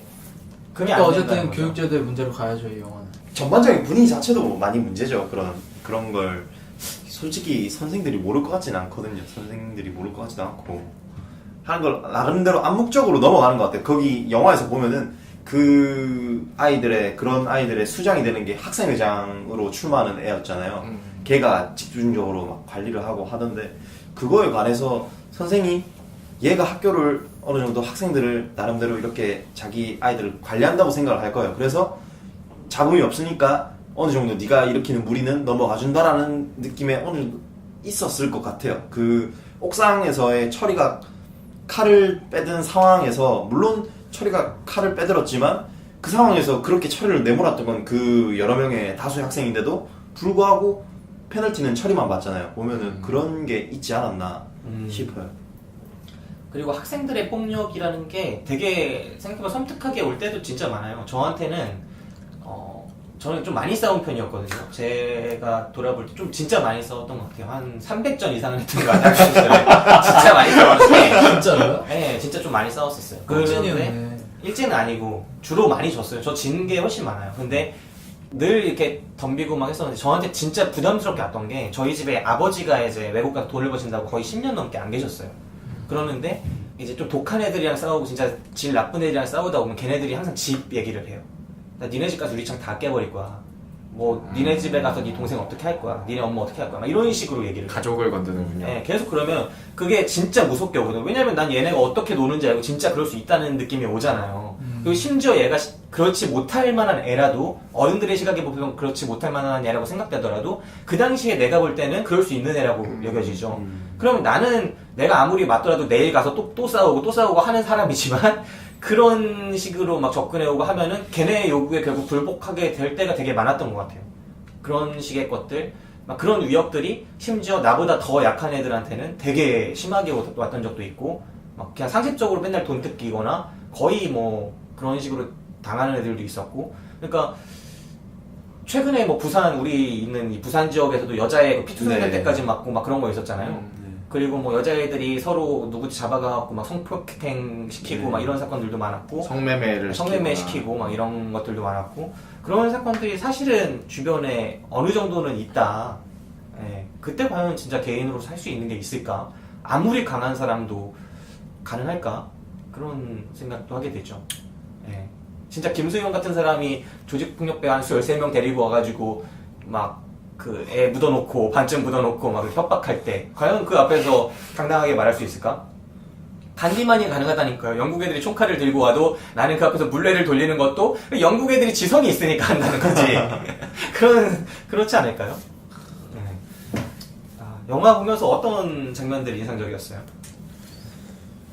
게스가 생각이 나네요. 전 그것도 경험이 있습니다. 그게 여자 옷이잖아. 예. 그러니까 누나가 막 엄마한테 엄청 쫄라서 단칸방 사는 진짜 지지리도 못 사는 네. 그 집에서 경민이네 누나, 종석이. 종석이네 누나가 그렇게 쫄라가지고 게스 바지 하나를 네. 얻었는데 그거가 종석이가 탐이 났던지 왜 그랬는지도 모르겠지만 그 바지를 입고 학교를 가죠. 근데 남자 바지 여자 바지 문양이 다른 거야. 그래서 그 일진 애들이 그거를 가지고 놀리고 네. 그 바지를 오려가지고 그 뒷부분을 네. 오려가지고 다시 못 쓰게 만들어놓고 그런 장면들. 저도 옷 얻어서 막 입고 막 그랬었거든요. 얻어서 입을 때 여자 옷, 남자 옷 다른 것들이 되게 많더라고요. 네. 브랜드도 다르고 네. 그 다음에 마이 같은 것도 앞뒤 방향이 다르고 네. 꼭 이런 거 놀리고 아니면 이런 거 되게 모욕 주는 애들이 맞아요. 있어. 진짜 이런 거 가지고 되게 모욕 주는 애들이 있어요. 저는 저를 키운 게 그런 거였다고 생각을 해요. 이런 모욕을 받으면서 걔한테 도전하고 그래서 극복해내는 그때 희열이 대단하거든요. 거의 철이었군요. 그렇죠. 철이는 처음부터 이기더라고요. 근데 저는 육체적 힘이 되게 강한 애가 아니라서 도구를 좀 많이 쓴 편이었어요. 그렇게 되는데 대부분의 애들은 도구를 쓰면은 되게 물러나지만 아닌 애들이 아까 말했듯이 막 더 세게 나오고 막 이런 애들이 있거든요. 철이 많네요. 철이 그 명대사 몰라요? 칼이란 말이야. 바로 벨트를 풀죠. 빵! 저는 실제로 벨트 같은 것도 항상 있었어요. 때리기 좋은 벨트 같은 거 늘 갖고 다니고. 근데 그런 친구들이 되게 학교에 지금도 저는 많을 거라고 생각해요. 많죠. 예, 맞고 다니거나 아니면 신체적으로 열악한데 지고 싶지 않은 애들이 막 그런 친구들은 막 충분히 무기 같은 거 숨겨서 다니고 그러지 않을까? 그 만화 중에 짱이란 만화가 있죠? 예. 굉장히 지금도 나오나요? 그거 완결했습니다. 왕겼습니까? 네. 그 나중에 뭐 다른 학교에 무슨 짱도 아닌 왕따였던 친구가 네. 갑자기 문제아로 급부상하죠. 꼬맹이. 네, 키 작은. 예, 예. 근데 도구를 사용합니다. 예. 뭐 연필이나 맞아요. 볼펜. 그러면서 그게 갑자기 생각나네요.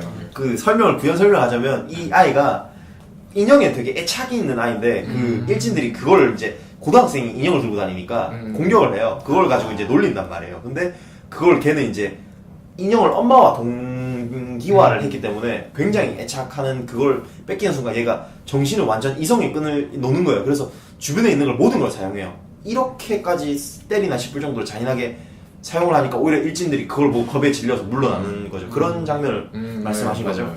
그런 걸 보면은 저도 학교 때 비슷한 경험이 있었던 게 되게 조용한 애였는데 그 친구가 되게 일본 문물을 좋아했었어요. 아버지가 일본으로 출장을 자주 갔다 오셔서 만화책을 일본 원어로 읽고 이런 닌텐도를 일본 원어 게임을 하는 그런 친구였거든요. 그러니까 딱 공격받기 좋은 친구였어요. 근데 그럼에도 불구하고 묵묵히 있는 친구였는데 한 번은 이게 수위가 넘었던 거죠. 넘는 순간 이 친구가 커터칼을 꺼내더라고요.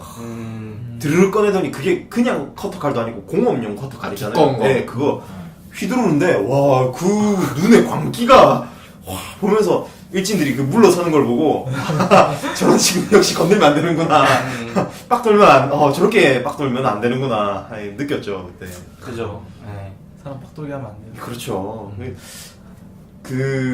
제 친구도 한 다혈질하는 친구였는데 걔는 모든 것에 그 친구도 모든 것에 저항하는 친구였어요. 자신을 억압하는 모든 것에 저항하는 친구라서 선생님들에게도 억압에 대한 저항을 하고 친구들에게도 일진들에게도 덩치와는 상관없이 저항하는 친구였어요. 그걸 보면서 물론 제 친구였기 때문에 제가 그걸 보면서 아 쟤는 참 어렵게 산다라는 생각을 하면서도 그것 때문에 오히려 주변의 친구들이 오히려 저 친구를 쉽게 못 보는 경향이 있긴 있었어요. 그런 것들을 보면서 참 이 그 학급이라는 학교의 학급 안이라는 그 생태계에서 살아남는 그 방법이 되게 다양하더라고요. 친구들 보면서 그걸 보면서 느꼈죠. 지금 이렇게 얘기하다 보니까 제가 잊었던 기억이 자꾸 떠오르는데 생각해보니까 되게 험난하네. 이게 저는 되게 사건 없이 무난하게 잘 커왔다고 생각을 하고 있었어요. 수장이 없어요. 기억나는 것 중에 하나가 제가 뭔지 모르겠는데 그 당시에 이제 또 그 싸움하고 막 그러는 애들하고의 뭔가 트러블이 있었고 걔네가 되게 기분 나빠 보였던 뭔가 있었던 것 같아요. 그래서 제가 이제 칼 가지고 그 이제 걔네들이 막 자전거 엄청 좋은 거 타고 다니는 게 유행이었던 것 같거든요. 학교 등교할 때. 되게 좋은 자전거들이 그 당시에 가격으로는 큰일 났어요. 그 당시에 칼 나왔어. MTB 이런 게 유행할 때였어요. 네. 사람 찌르진 않고 MTB 자전거들이 뒤에 이게 쫙 새끈하게 있는 거예요. 근데 내가 누가 어떤 자전거인지를 모르겠는 거야. 가서 말하면 다 펑크 내고 싶은데 그 걔네 것만 펑크 내고 싶은데 그래서 내가 다 펑크를 냈어요. 거기 기억하기로 거의 100대 정도 있었는데 다 펑크를 냈거든요. 그리고 나는 내 자전거를 타고 이제 집에 왔는데 레전설이다 레전설. 그 다음에 한 좀 시간이 지났는데 똑같이 이제 애들이 펑크 메꾸고 사건이 뭐 바람이 지나갔을 거 아니에요. 네, 그리고도 그렇죠. 이제 나인 줄 모르고 다 있었는데 내가 내 자전거 어느 날 끝나고 타러 갔더니 내 자전거만 미친 듯이 박살이 나 있고 거기에 A4 용지가 딱 붙어 있고 김성우 죽여버린다 이렇게 써 있는 거야. 누가 본 거지. 그치. 누가 나라고 명확하게 생각하는 거지. 그래서 내가 되게 후회했던 기억이 있어요. 아니면 혹시 그 어린 마음에 뒷일 생각 못하고 그 다음날 자전거를 타고 간 거 아닙니까? 그랬을 수도 있지. 혼자 너무 멀쩡한 자전거를 타고 가니까. 제가 자전거 타고 오는 걸 아는데. 기억이 안 나는데. 있겠다. 그러니까 그런 사건들도 있었고, 제가 기억나는 것 중에 막 체인 있잖아요. 자전거 체인 네. 같은 거. 제 주머니에 막 넣고 다니고 그랬었어요. 그러니까 어. 체인으로 막 채찍질 같이 하려고. 진짜 투쟁의 역사구나. 그러니까 그런 것들을 생각해 봤을 때, 그러니까 저는 아무렇지 않게 생각하지만, 뭔가 제가 저를 지킨다고 생각했거든요. 그러니까 제가 짓밟히지 않고, 그러니까 짓밟힌다는 게 대단한 건 아니었어요. 네. 그냥 걔네한테 대항하지 않고, 걔네가 막 어느 정도 압박할 때 그냥 잘 들어주고, 걔네가 약간 또라이처럼 보니까 오히려 더 편했을 수도 있거든요. 가만히 있었으면. 근데 그렇게 내 하고 싶은 거를 하기 위해서 그냥 지금처럼 살기 위해서, 그렇게 대단한 것도 아니었지만 내 입장에선 지금처럼 살기 위해서 해야 할 게 너무 많았다. 그 시절엔 억압하는 힘이 너무 강하기 때문에 사람들이 다 개새끼들처럼 놀기 때문에 그렇죠. 그냥 돼지처럼 살지 않기 위해서 해야 하는 노력의 강도가 너무 세서 그렇죠. 그럼에도 불구하고 심지어 따기 때리는 순간들이 오는 거고 어느 순간에는 수없이 맞아야 되는 거고. 근데 그런 면에서 보면 제 짝지가 되게 대단했던 게 걔는 앉아서 수업을 듣다가 그 선생님들도 잘 못 건드는 일진이 하나 있었어요. 걔네 아버지가 조폭이셨는데 은퇴한 조폭이셨는데 그 횟집을 운영하는데 선생님들이 거기로 회식하면 그걸로 가고 했었거든요.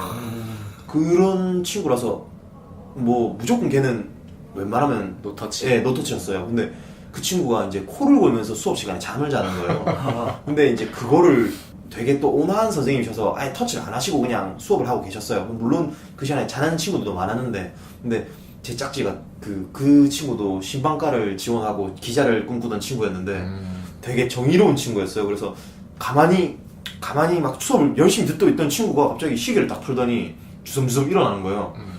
미친 듯이 걔를 패는 거예요, 막. 갑자기? 수업 시간에. 소년 보는 거 가지고. 아니, 물론 걔가 이제 친구들을 괴롭히고 하는 게 있긴 있었어요. 근데 그걸로 이제 걔는 보고 마음에 안 들고 참고 있었죠. 근데 막 패더니 걔한테 네가- 철이가 그때 갑자기 깨어난 거야. 그런 거죠, 그런 거죠. 막 미친듯이 패더니 네가 이 시간에 이렇게 해도 되냐 막 하니까 그 맞는 친구도 뭔지도 모르고 미안하다고 죄송하다고 막 이렇게 막 빌었던 거죠. 그리고 일단락이 되고, 물론 이제 때렸던 친구는 이제 봉사를 먹고 했었는데 한동안 그 사건이 좀 유행을 했었죠. 그거 보면서 나름대로 그 친구가 자중을 하고 그런 걸 보면서 이런 일이 있구나라는 기억이 있었는데 그게 갑자기 떠오르네요. 저는 굉장히 이 얘기들 들으니까 굉장히 무난하게 학교 생활을 제가 몰랐던 건지 이런 일이 있었는데 몰랐던 건지 아니면 정말 그랬던 건지 모르겠는데 참 뭐 할 말이 없네요 저는. 근데 이게 아나베님 학창 시절에는 전혀 그런 게 없었나요? 뭐 제가 제 기억에는 저는 중학교 1학년 때 초반에 많이 싸웠어요. 왜냐면 서열 정리가 안 되잖아요. 그렇죠. 열심히 싸우다가 열심히 지고 생태계가 조용히 살았던 기억이. 그리고 뭐 저는 이제 뭐 공부 잘하는 학생을 불러냈었기 때문에 예, 그닥 뭐 이렇게 죄송합니다. 저는 짝지가 좋았어요. 중1 때 딱 첫 짝지가 전교 1진 1등이었어요. 1진 1등. 네, 그래서 걔랑 되게 저는 진짜 허물없이 친하게 지냈거든요. 근데 주변 애들이 되게 어려워하더라고요. 저는 막 걔 막 서로 막 이렇게 때리고 장난을 치는데 주변 애들이 되게 신기하게 좀 쳐다보더라고요. 그래서 저는 되게 학창 시절을 편하게 보내 중학교 시절부터는 되게 선장님과 함께 즐겁게 배생활을 하시고. 아, 그렇습니다. 자, 이제 영화 이야기로 돌아와야 하는데 예. 다들 인상적인 장면 하나씩 꼽아주시죠. 일단은 금강아지님 네, 어떤 저는 장면 기억나세요? 이게 학교 폭력이랑은 좀 상관없는 장면이었는데 뭐였냐면 그 누나가 워크맨을 훔쳐요. 워크맨을 훔치고 나서 동생한테 하는 말이 맞네. 나는 이걸 못 사용하는 그런 찐따가 되기 싫다고, 병신이 되기 싫다고, 그렇게 내가 사고 싶은 걸 하나 두 개 포기하다 보면 그런 거 아무것도 모르는 그냥 그저 그런 병신이 돼 가는 거라고, 너는 그렇게 살아라, 나는 그렇게 살지 않겠다라고 하는 말을 보면서, 물론 그 방식은 잘못됐더라도 그 마음은 100번 이해가 되더라고요. 그걸 보면서. 아, 나는 아까 제가 말했던 건 그게 통하는 것 같아요. 그러니까 나는 내가 어느 정도 당연한 권리라고 생각하는 것만큼 살고 싶은데 네. 그거를 위해서 포기해야 될 게 너무 많은 것 같아요. 그게 그렇죠. 학교에서도 그렇지만 이 돼지의 왕이라는 게 단순히 학교에만 한정되지 않은 게요. 사실 이거를 국제관계로 봐도 똑같거든요.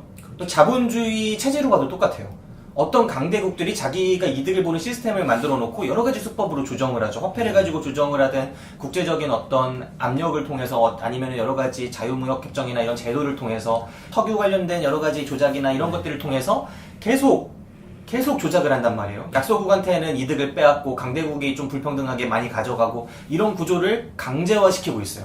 그러놓고 따라라. 우리는 세계의 경찰이다. 뭐 이런 식으로 굴고 있죠. 그러면 여기서 이런 체제에 저항하기 위해서 뭐 베네수엘라가 그러다가 때려 맞듯이 어느 공산주의 국가가 그러듯이 완전 또라이 짓을 해야 되거든. 네. 옛날에 라틴 아메리카에서 혁명가가 나오고 막 그랬던 것처럼 진짜 또라이 짓을 해야 되거든요. 네.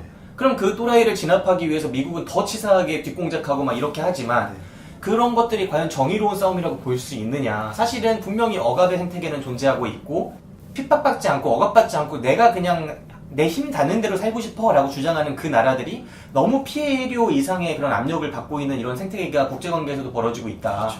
그렇다면은 이 경민이의 누나였나요? 종석이의 누나. 종석이요. 네, 종석이의 누나도 집안 자체가 희생양이라고 볼 수도 있는 부분이 있을 수도 있잖아요. 어쩌면 그렇죠. 열심히 그렇죠. 노력하고도 그 이득만큼 갖지 못하고 계속 가난한 게 그렇죠.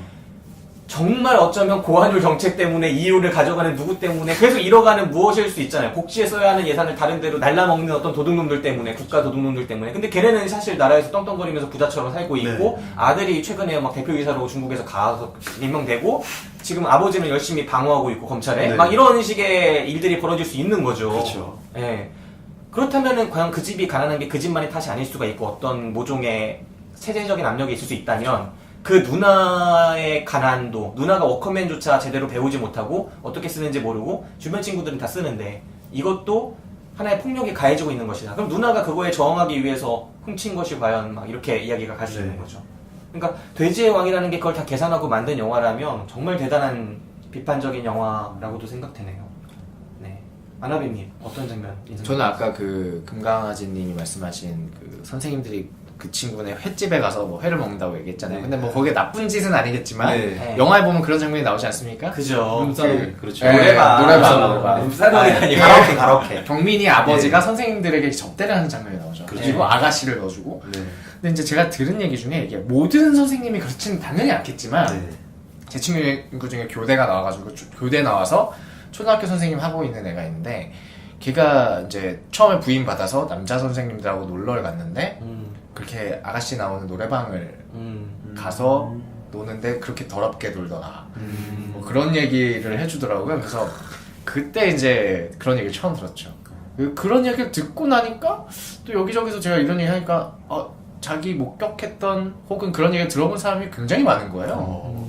물론 훌륭하신 선생님들도 많겠지만 그 얘기 듣고 왠지 모르게 중고등학교 선생님이면 저도 모르게 뭐 그럴 수도 이렇게 얘기했는데 초등학교 선생님이라고 하면 더 이상해지는 거죠. 예. 그래서 저는 그 장면이 되게 좀 콱 박히더라고요. 그 접대하는 장면. 네. 네. 그게 좀 인상에 많이 나왔어요. 네, 그 접대하는 장면, 진짜 경민이 아버지의 방식대로는 아들의 선생님에 대한 최대한의 예우일 그렇죠. 수 있는 거잖아요. 그렇죠. 아, 선생님들 오셨으니까. 네.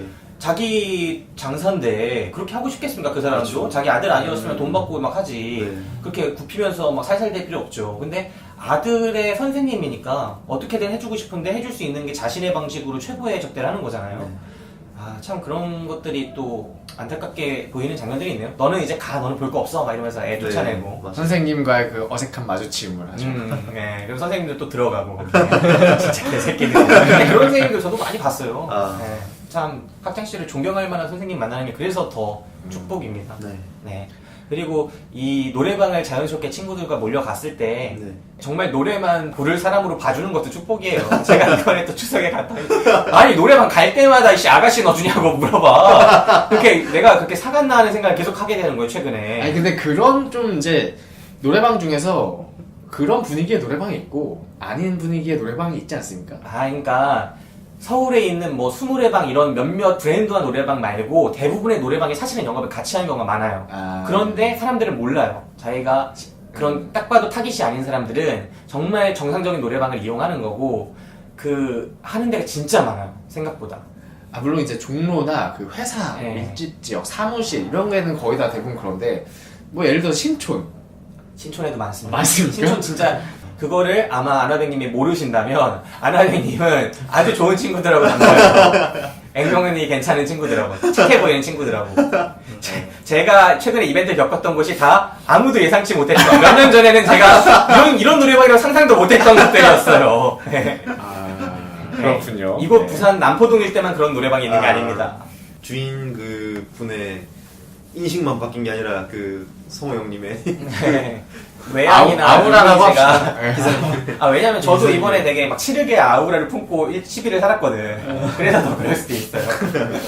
네, 그 강대리님은 어떤 장면 기억에 남아요? 저는 그 고양이가 참 아 고양이 잊을 수가 없네요 정말. 아 고양이 딱 살짝 살아있는 거. 찌르는 것보다 계속 정석이랑 나타나서. 경민이가 이렇게 각자 이제 내가 이 철이의 방식을 따라야 되나 뭐 찬영이의 방식을 따라야 되나 아니면 어떻게 살아야 되나 이거 계속 고민하는 그 학창 시절에서 계속 갈구잖아요 이렇게 네. 약간 천사한 것처럼 나와가지고 아 그런 식으로 막- 이중인격처럼. 네. 이중- 그러니까 약간 뭐가 정답도 아닌 걸 걔도 알면서도 그냥 막 정답만 알려주는 거지. 넌 이렇게 살아도 병신이고 저렇게 살아도 병신이야. 결국 네가 선택했던 게 고작 이거냐 막 네. 이러면서 아. 약간 그 고양이가 참 네. 기억에 남네요. 그 저는 고양이를 실제로 이제 그 고양이 말고 이제 고양이 죽이고 막 이런 시점에 이런 일들이 벌어졌던 그 집 있잖아요. 폐가 같은 곳. 그곳에서 철이가 본드 마시는 장면이 있어요. 네. 네. 아 저는 그 장면이 되게 슬프더라고요. 그게 애들이 할 수 있는 기껏해야 일탈이라는 게 본드 마시는 거잖아요. 네, 그러니까 그렇죠. 옛날에 우리 막 뉴스 보도하고 할 때는 본드 마시는 거 엄청난 10대들 일탈, 심각 그렇죠. 막 이렇게 막 몰고 가는데 사실은 본드 마셔서 환각이 있긴 하지만 자기 뇌 썩어 들어가는 거고 자기 행동력 다 잃어버리는 거거든요. 그걸 마신다고 엄청난 환각 속에서 에너지를 얻어서 범죄를 막 파워 범죄들을 일으키고 이렇게 못한단 말이지. 네. 그 범죄는 자기들 갉아먹고 자기 행동력을 앗아가고 그냥 해롱해롱되고 아무런 외부에 힘을 미칠 수 없게 되는 그런 류의 약품이란 말이에요. 네. 근데 그거를 하는 불량 청소년이라고 그 당시에 부르던 그 일탈하던 비행 청소년이라고 부르던 그런 친구들이 되게 많았고 이 영화 속의 철이도 그런 상황이잖아요. 그러니까 이 애는 벗어나고 싶고 이걸 바꿔보고 싶고 투쟁하고 싶은데 온갖 수단을 해도 결국 자기가 얻어내는 거라고는 정학, 학교에서 몰려나고 어디서 몰려나고 걔를 바라보는 시선은 더 그렇게 어목해지고 계속 걔를 거부하는 시선만 강해지는 거잖아요. 발버둥 치면 칠수록. 걔의 발버둥은 나를 지켜내고 내가 더 중심으로 나가기 위한 것인데. 그러니까 하는 게 본드까지 밀려나게 돼서 본드 마시고 막 계속 몰락하는 모습들이 저는 그게 되게 아프게 다가왔어요. 그러니까 우리 사회가 그 아이들을 저는 그런 보도를 어렸을 때 볼 때도 되게 기분 나빴거든요. 그걸 기자라고 할 수 있나 이런 생각 되게 많이 했거든요. 본드 마시는 애들 실제로 본드 마시는 애들도 봤고 그런 본드를 마셔봤고라고 말씀하셨나요? 아니 저는 안 마시는 아이들을 저는 머리 나빠지는 일체 행동을 하지 않습니다. 술조차 그렇게 엄청 좋아하는데 많이 안 마시려고 하는 사람이에요. 전 담배도 안 합니다. 제가 오늘 좀 불량 청소년처럼 혹시 보일 수 있으니까 방문을 하자면 저는 돈이 없어서 막 아르바이트를 하면서 제가 담배를 안 핀 게 아니라 못 핀 겁니다. 왜냐? 책 살 돈이 없어서 책을 사야 했기 때문에. 제가 얼마나 서점 아저씨랑 얼마나 친했는데요. 왼쪽엔 책, 오른쪽엔 체인. 무슨 아닌가? 무슨 소리예요? 왼손엔 책, 오른손엔 체인. 체인은 실제로 활용한 적은 없어요. 거의 보스 라이더 아닙니까 이거? 네, 그러니까 늘 이렇게 되게 읽던 책들도 되게 고급스러운 책들이에요. 예, 제 많이 들어서 알고 네, 있죠. 그런 책들을 늘 그것도 또 제가 문고판 3,000원 이러는 책들 있잖아요. 그런 책을 제가 들고 다녔단 말입니다. 네, 아무튼 저의 폭력 이미지를 너무 실수로 많이 노출한 것 같아서 네, 그 본드 마시는 그 기자들이 본드 마시는 학생들에 대한 그 보도는 정말 잘못된 시각이었다. 본드랑 요즘 마약하는 그런 이제 상류층 자제들의 마약하는 범죄랑 마약 비싸잖아. 네. 그거랑 돈 없는 애들이 본드에서 자기 행동력을 잃어버리는 약품이나 그 마약해가지고 행동력을 얻고 환각성에서 더 마취돼서 업되는 네. 고연되는 마약이랑 완전히 장르가 다르거든요. 그렇죠. 그들만의 리그에 없으면 모르겠죠. 네, 그렇죠. 그렇습니다. 자, 이제 연관 콘텐츠 한번 이야기를 해볼까요? 네. 금강아지님. 아 오늘은 항상 제가 먼저 하네요. 네. 동경상련이라 그래요. 더 마음이 가 있어. 네. 여러 가지를 생각을 해봤는데 이 학교 폭력에 관련된 영화잖아요. 그렇다 보니까 되게 영화들 하면 생각나는 영화들이 많잖아요. 뭐 그 말죽거리 잔혹사 네. 같은 거나 바람. 파수꾼, 바람도 있죠. 바람은 되게 좀 밝게 그걸 그려낸 쪽이고 파수꾼도 약간 좀 어둡게 한 거고 그 들러보셨을지 모르겠는데 불량 서클이라고 영화 또 B급 영화 하나 있는데 그거는 진짜 좀 약간 B급이에요. 그냥 아무 내용 없이 그냥 애들 와서 불량 서클이니까 서로 싸우고 막 하는 그런 내용 없는 건데도 제가 기억이 남는 게 그 폭력의 수위가 조금 컸어요.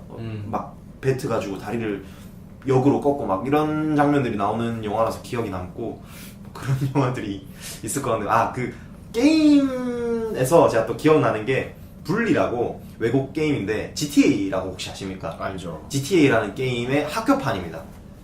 자기 주인공이 일진이 돼서 돌아다니는 애들한테 장난도 치고 뭐 아이스 깨끼 하고 뭐 아이들한테 뭐 이 괴롭힘도 하고 아니면 장난을 설계해서 선생님 골당 먹이고 하는 그런 게임인데 그런 게임도 있다는 걸 말씀드리겠습니다. 네. 아나백님은 어떤 영화 콘텐츠 가져오셨나요? 저는 영화랑 웹툰을 하나씩 가져왔는데 그냥 뭐 학교 폭력까지는 아니고 따돌림에 관한 우리들이란 영화. 아, 저도 보려고 했는데 윤강은 감독의. 네. 정말 마음 아픈 영화입니다. 뭐 대충의 줄거리는 초등학교예요. 여자아이가 왕따예요. 네. 근데 방학 시작하는 날 전학생을 만납니다. 근데 이 전학생은 이 친구밖에 모르는 거잖아요. 네. 둘이 막 방학 때 절친이 돼요. 막 가족들 집에도 찾아가고 이러면서 근데 계약을 하자마자 걔 걔가- 상황과 계급을 알게 되는 그쵸. 거죠. 그러면서 걔를 따돌리고 일진과 놀고 뭐 여기 이렇게 되는 아. 얘기인데 굉장히 가슴 아프고 네. 예, 아무튼 한번 보시면은 이 아이들이 이렇게까지 잔인이란 단어를 쓰긴 좀 그런데 하여튼 가슴이 되게 먹먹한 영화고요. 그리고 이제 심각한 얘기 했으니까 약간 힐링을 주는 네이버 웹툰 중에 수요일일 겁니다. 아마 야채 호빵의 봄방학이라는 웹툰이 있어요. 그게 무슨 웹툰이냐면 뭐 학교 폭력 따돌림에 관한 건데 이미 일어난 이후에 이걸 치유하는 과정이 나온다고 해야 되나? 그러니까 호빵이라는 친구가 나오는데 요리를 항상 해요. 도시락을 싸고 교실에서 그걸 먹는데 아이들이 다 급식을 먹으러 간 사이에 자기는 도시락을 먹어요. 근데 저쪽 반대편에 여자아이가 혼자 도시락을 먹다가 야채 호빵이 있는 거 보고 막 맨날 도망가는 거예요. 그 여자아이는 말도 안 해요. 근데 알고 보니까 직전 학교 때 학교 폭력의 피해자였고 어떻게 하다가 그 여자아이의 오빠가 쌍둥이 오빠인데 다른 반에 있거든요. 그래서 호빵이 착해 보이니까 밥을 좀 같이 먹어주면 안 되겠냐 이런 식으로 부탁을 해서 이렇게 좀 우정을 쌓아 나가고 또 반에서 따돌림 당하려는 아이가 생기니까 좀 이렇게 같이 해결하고 뭐 이런 게 나와요. 되게 그림체도 되게 따뜻한데 그래서 한번 그런 거 보면서 좀 힐링을 하셨으면 좋겠다는 생각이 들어요. 김 기사님이 좀 꼭 보시고 이제 네. 좋은 마음을 가지시길. 따뜻한 버전의 철이네요. 그쵸. 어떻게 보면은. 예, 방법론이 다른 거죠. 예. 네. 강대리님.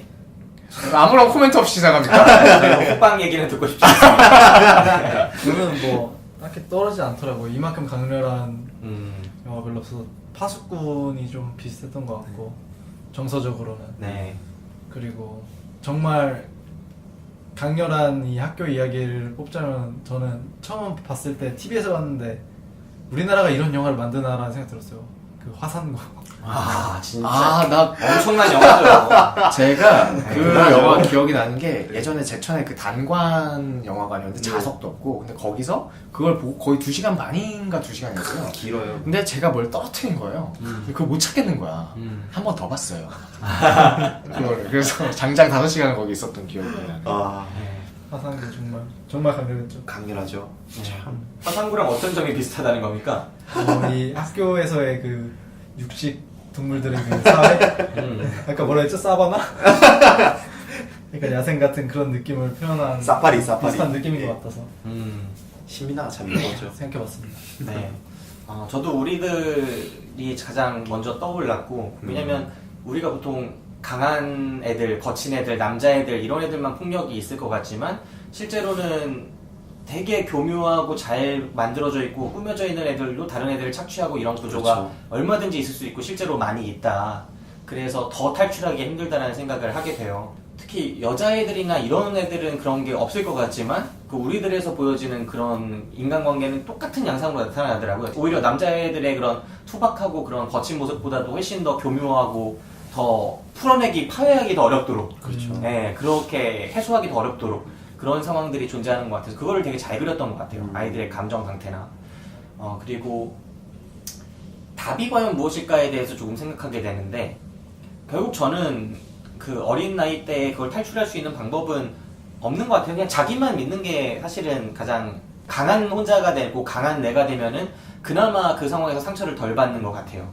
저는 그 방법으로 어느 정도 헤쳐나왔다고 생각하고 어설프게 주변의 사람들하고 이런 걸 통해서 관계를 통해서 돼지들을 규합해서 막 이런 생각을 하게 되면 저는 인간에 대한 불신, 그 또래의 이 돼지들에 대한 불신이 있거든요. 인간이 되지 못한 소크라테스라면 가능하겠지만 돼지들은 그럴 수 없는 존재들이잖아요. 그죠. 걔네들 사이에서도 또 누군가 등치는 애들이 생기고 막 수없이 이렇게 될 거기 때문에 저는 만약에 이런 상황에 자기가 재수없어서 처한다면 저는 자기를 믿는 거 말고는 별로 답이 없는 것 같다는 생각을 하게 돼요. 그래서 실제로 학교 폭력에 저항하다가 또 다른 가해자가 되거나 이런 사례들이 되게 많잖아요. 막 칼 갖고 가서 막 누구 찌르고 막 이런 경우 되게 많은데 답이 무엇일까 하는 생각을 계속 하게 되네요. 나도 어떻게 보면은 그럴 수 있었던 사람이지 않을까 하는 생각도 계속 하게 돼요. 만약에 나를 집요하게 한 놈이 괴롭혔다면 어쩌면 그럴 수도 있었겠다. 그런 생각을 하게 되고.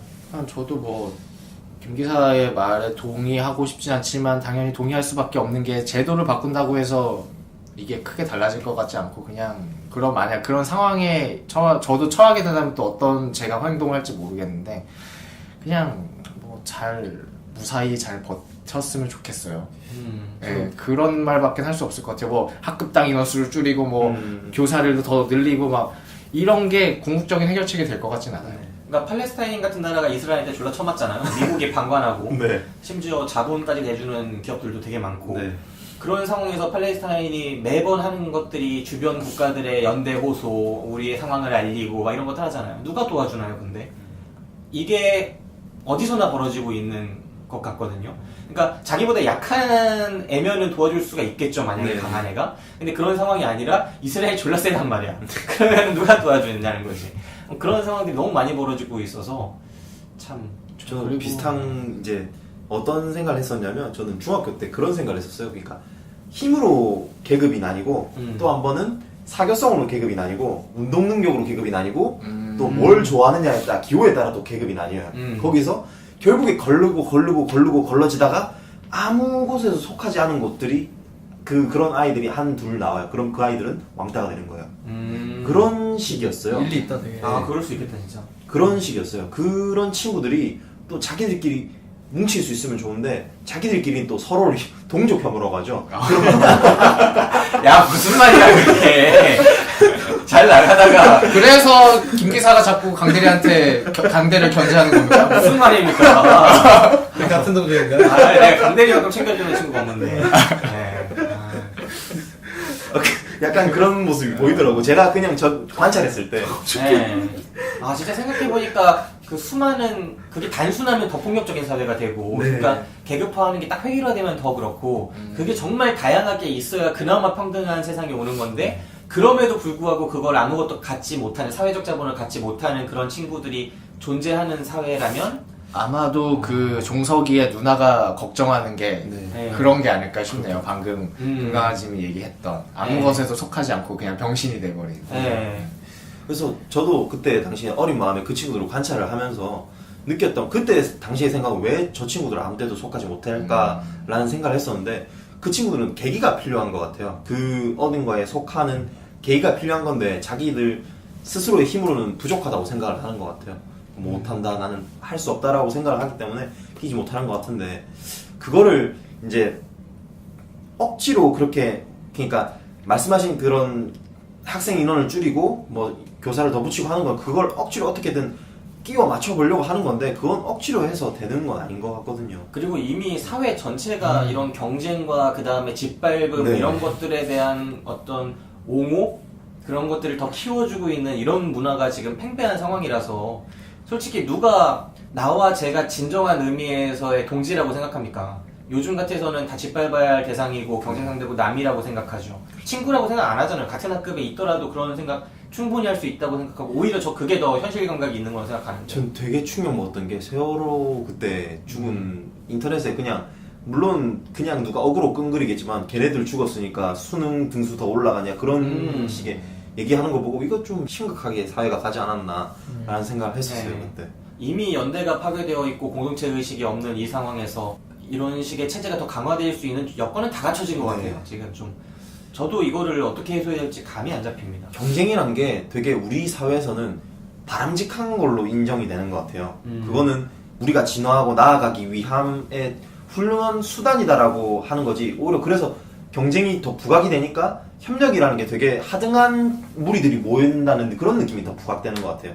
그래서 더 그리고 일단 국가를 넘어선 세계 체제 자체가 경쟁으로 돌아가고 있기 때문에 네. 국내 국내 문화를 경쟁으로 하는 게 사실 효율성은 있는 것도 사실이거든요. 그러니까 막 전인 교육하자, 모두 함께 가는 교육하자 하면은 얘네가 오히려 경쟁력 없는 애들로 커질 수도 있는 그런 환경이 분명히 또 존재하는 것도 사실이라서 이거를 되게 균형 잡기도 어렵고.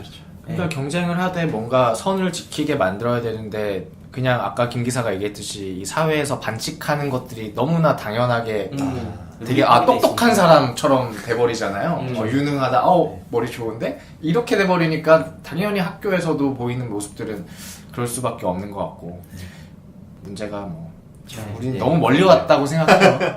그 경쟁이라는 단어가 갖고 있는 게 모든 게 다 거기서 다 섞여버리니까. 네, 그렇습니다. 아무튼 답은 하나도 내지 못한 채로 뭐 연상호 감독이 못 내는데 뭐.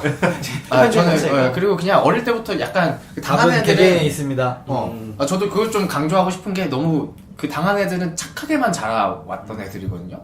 조용히 뭐 선생님 말씀 잘 듣고 친구들하고 사이좋게 지내고 뭐 이렇게 들었던 것 같아요. 물론 뭐 김 기사 부모님이 그렇게 가르쳤는지 아닌지는 잘 모르겠지만 저런 깡다구가 좀 필요한 것 같아요. 맞아요. 아니라고 할 때는 뭐 내가 좀 당해도 아니라고 얘기하고 근데 그게 유치원, 초등학교 때 초등학교 저학년 그때부터 하게 되면 하거든요. 그리고 그걸 당해본 아이는 이렇게 내가 했는데 제가 저렇게 반응을 하는구나. 내가 이렇게 하면은 안 되겠구나. 이거를 느낄 수 있는 게 어릴 때라고 생각하거든요. 근데 그게 점점 그런 감각 없이 이제 그 유치원 때는 그냥 때려도 뭐 그냥 뭐 코피? 뭐 아니면 뭐 좀 찢어지고 찢어지게 내가 긁히고 이 정도인데 이제 완력을 갖추게 되는 초등학교 고학년? 고학년 그리고 중학교 넘어가면은 이제 그때 피를 부르게 되는 거죠. 그렇죠.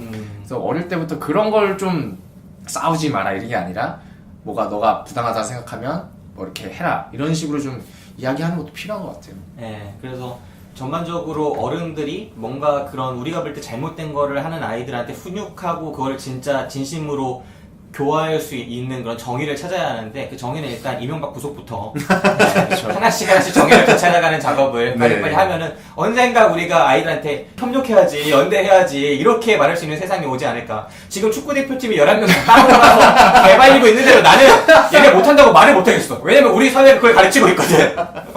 우리 애들이 뭐 이렇게 엉망진창으로 연대하지 말고 협력하지 말고 개판으로 하라고 가르치고 있으니까 걔네가 그렇게 그대로 실현하잖아요. 축구대표팀조차도. 수비수가 자책골을 2번이나 넣어도 그런 거 그럴 수 있잖아요. 있지, 뭐. 예, 그렇게라도 불을 불려야지. 예. 그렇게라도 네가 투기를 해서 우리 사람들 등 쳐놓고 불을, 물론 김주영 선수 저 팬입니다만. 그런 일들이 공공연히 벌어지고 있죠. 예. 자, 이제 총평으로 갑시다. 이 영화, 뭐, 바뀐 게 있는지, 이 영화에서 어떤 거 느꼈는지 한번 얘기해보죠. 금강아지님. 예, 말씀 들으면서 이 영화가 불편하게 다가오는 이유는 나름대로 이 영화에서 보여지는 것들이 우리 사회에 실제 존재하기 때문이고 그것들에 대한 불편함이기 때문에 잘 표현한 영화다라고 확실히 생각이 돼요. 그렇기 때문에 볼만한 영화라고 생각을 하는데 그러면서도 불구하고 아직 저도 이 영화가 너무 많이 나갔다. 이 정도까지의 물론 그런 사례가 아예 없는 건 아니에요. 왜 우리 사회 이슈화 됐던 그 뉴스에 나왔던 자살을 하러 가기 위해서 엘리베이터에서 그 문자를 하고 울고 있던 그 소년의 CCTV가 한때 이제 돌았었잖아요. 그런 것 보듯이 물론 이런 케이스들은 존재나 하지만 그 한 케이스를 일반화해서 모든 학교에 적용하고 이런 케이스들이 만연하기 때문에 무조건 갈아엎어야 된다라고 하기에는 아직은 그렇게까지 심각한 상태는 아니라고 생각을 합니다. 저는 그래서 그래? 그래요? 네 그렇습니다. 딱이 얘기 못 들었습니다. 저는 그 딸기 엄청 충격받았는데. 왜요? 이런 일들 정도는 충분히 일어날 수 네, 있다고 저는 생각하지 않아요? 예전에 이게 저는 이제 돼지의 왕에 비해서 그다지 약하지 않다. 라는 느낌이. 저 우산 접고 가다가 물 튀겼다고 바로 그냥 싸다고 맞은 적도 있긴 한데 네. 그러니까 이 정도 일들은 남학교에서는 원래 좀 남학교죠. 네, 남학교. 남학교 남중이었어요. 저도 남중남고나 하는데 전혀. 고등학교 가서는 오히려 안 그랬어요. 중학교 때 오히려 아이들이 더 이게 그치, 뭘 예, 모르니까. 맞아요. 더 이렇게 막 합니다. 폭력이나 이런 것들도 감수성의 차이가 엄청나서 되게 잘하는 환경과 제가 김기사 지역을 알거든요. 거의 우방 지역. 서울입니다. 서울인데 서울이 뭐 다 같이 서울인가요? 좀 그렇긴 아, 한데. 우리 동네 땅값 떨어져. 물론 저희 학교가 좋은 학교는 아니었습니다. 네. 인근 학교에서 교도소라고 소문난 학교였거든요. 우리도 김성태 의원님이 뭐 장애인 못 들어오게 얼마나 노력하고 계시는데. 그리고 제가 김기사 나온 고등학교를 아는데 거기 나오신 분이 스스로 말씀하신 거예요. 거기는 시설이다. 네. 시설까지는 아니고 시설 전 단계 정도. 네. 생각해볼 건데 고등학교도 딱히 그렇게 평범하진 않았어요. 미션 스쿨이었는데 목사님 아들들이 많았거든요. 근데 목사님 아들들이 케이스가 진짜 다양해. 극단적으로 나뉩니다. 완전 일진 아니면은 완전 초식. 진짜. 우리 조 목사님 유명하지 않아요? 조양현 씨. 네. 목사님들도 쟁쟁하십니다. 라인업 보다 장난입니다. 보면. 예. 네. 극도의 일진 아니면은 극도의 그 초식남들. 네. 그렇게 나뉘었기 때문에. 네, 우리가 어차피 내일이죠. 내일 네. 녹음해서 이제 목사님들의 세계에 좀 더 가까이 접근할 수 있기 네. 때문에 연상호 네. 감독의 사이비가 또 예정되어 예. 있습니다. 네. 알겠습니다. 일단은 봄말도 주시는 거예요. 네, 그래서 보안입니다. 네, 아나백님 어떤 저는 바뀌었는데요. 본말로. 그러니까 아까 우리가 이제 답이 뭐냐에 대해서 답은 없지만 뭔가 말을 많이 했잖아요. 네. 근데 그러면서 너무 답답해져가지고 어... 그냥 굳이 인생 짧은데 이런 심각한 영화 봐야 되나 싶다 갑자기 그런 생각이 막 드는 거예요. 네. 그래서 굳이 이제 좀 심각하게 좀 고민을 하고 싶고 뭐 그런 분이라면 보시면 좋겠지만 그게 아니라면 저에게 다시 한번 이 영화에 대해서 그냥 가볍게 보고 기분 나쁘다 이렇게 넘겼는데 또 이렇게 대화를 하니까 좀 심각해져서 좀 보말을 드리겠습니다. 네, 봄말 아나백님 봄말 주셨고요. 강대리님. 저 잘 이해가 안 되네요. 이렇게 불편함 때문에 보말이 나올 정도면은 작품이 좋다는 거 아닌가요? 지금 또 남 비판을 하고 이러는 거 말고 네 의견만 말하세요. 아나백을 비판하고 있어. 보이는 걸 닦아 그냥. 아니 그냥 잘 이해가 안 돼서. 근데 그럼에도 불구하고 저도 지나가다 물 튀겼다 싸다구를 맞았지만 저는 거기서 자살할 생각하진 않았거든요. 그거는 이제 물론 케바케가 많긴 하지만은 저는 그렇게 생각해요. 그 영화가 보여주는 심각한 만큼 아직까지는 기회는 있고 그렇게까지 이게 망가지진 않았다라고 생각을 합니다. 그래서 저는 보말이라고 생각해요. 네, 강대리님 그랬어요. 동의합니다. 대리님 얘기하세요. 저는 연상 감독이 그 부산행 찍은 거 보고 좀 실망했어요. 변절했다. 변절까지는 아니고 좀 수위가 약해졌다 옛날보다. 앞으로도 이런 영화 많이 만들어 주시고 해운업계 좀 다뤄줬으면 좋겠습니다. 아, 다음 영화 이제 배 이렇게 나오거나.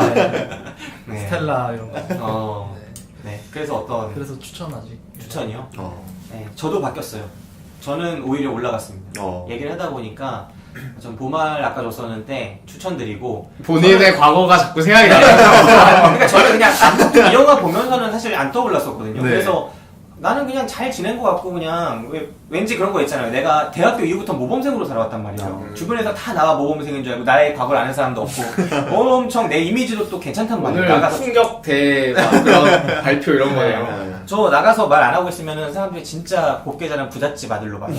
그런 이미지가 있었기 때문에 되게 편하게 살았어요. 근데 사실 지금 얘기를 하다 보니까 분명히 나도 힘든 시절이 있었고 되게 험한 이런 대제왕 속에서 나온 그런 환경 속에서 어느 정도는 놓여 있었던 적도 있었구나라는 생각이 들고 그 다음에 아까 이 정도까지 험난하지 않고 뭐 완전히 힘든 상황은 없지 않냐 이런 얘기도 있었지만 저는 있을 수 있다고 생각해요.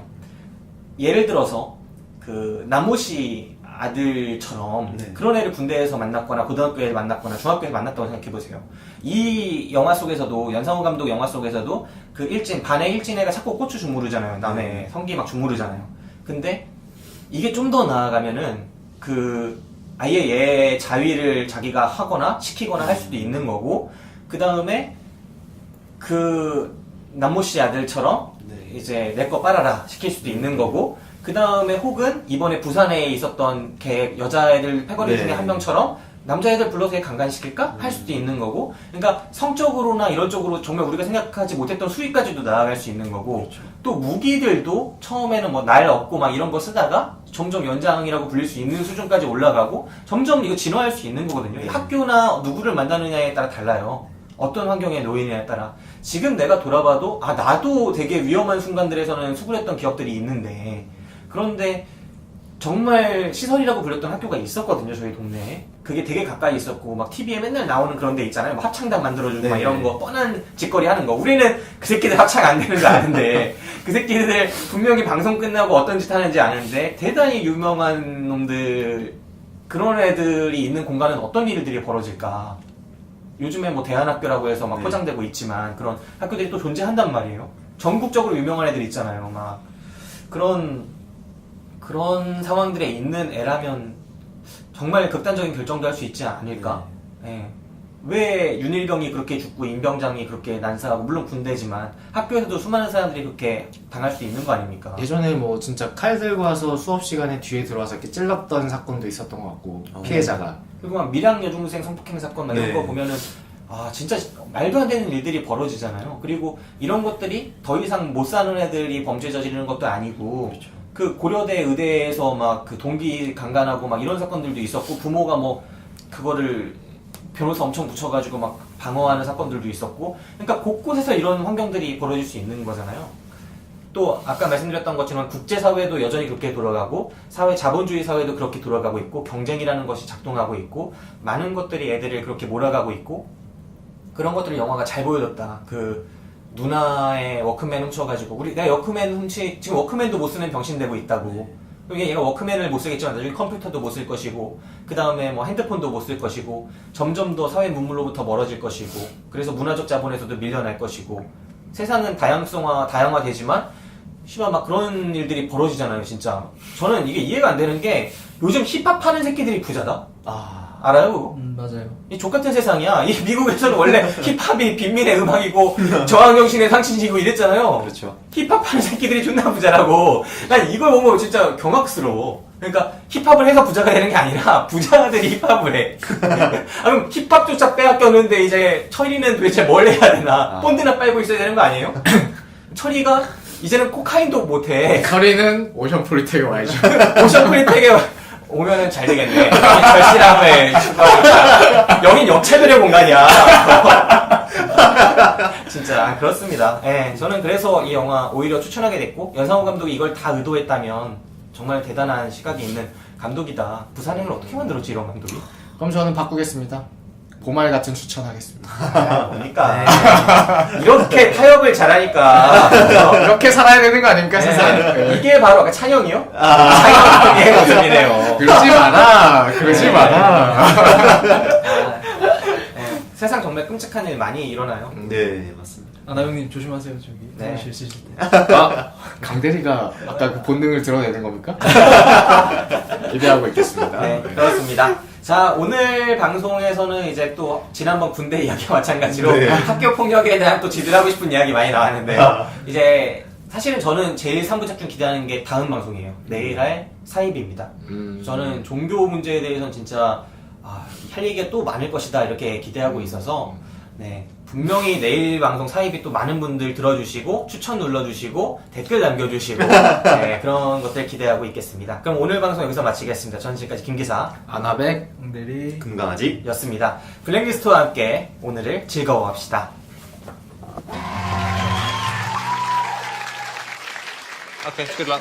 Thank you.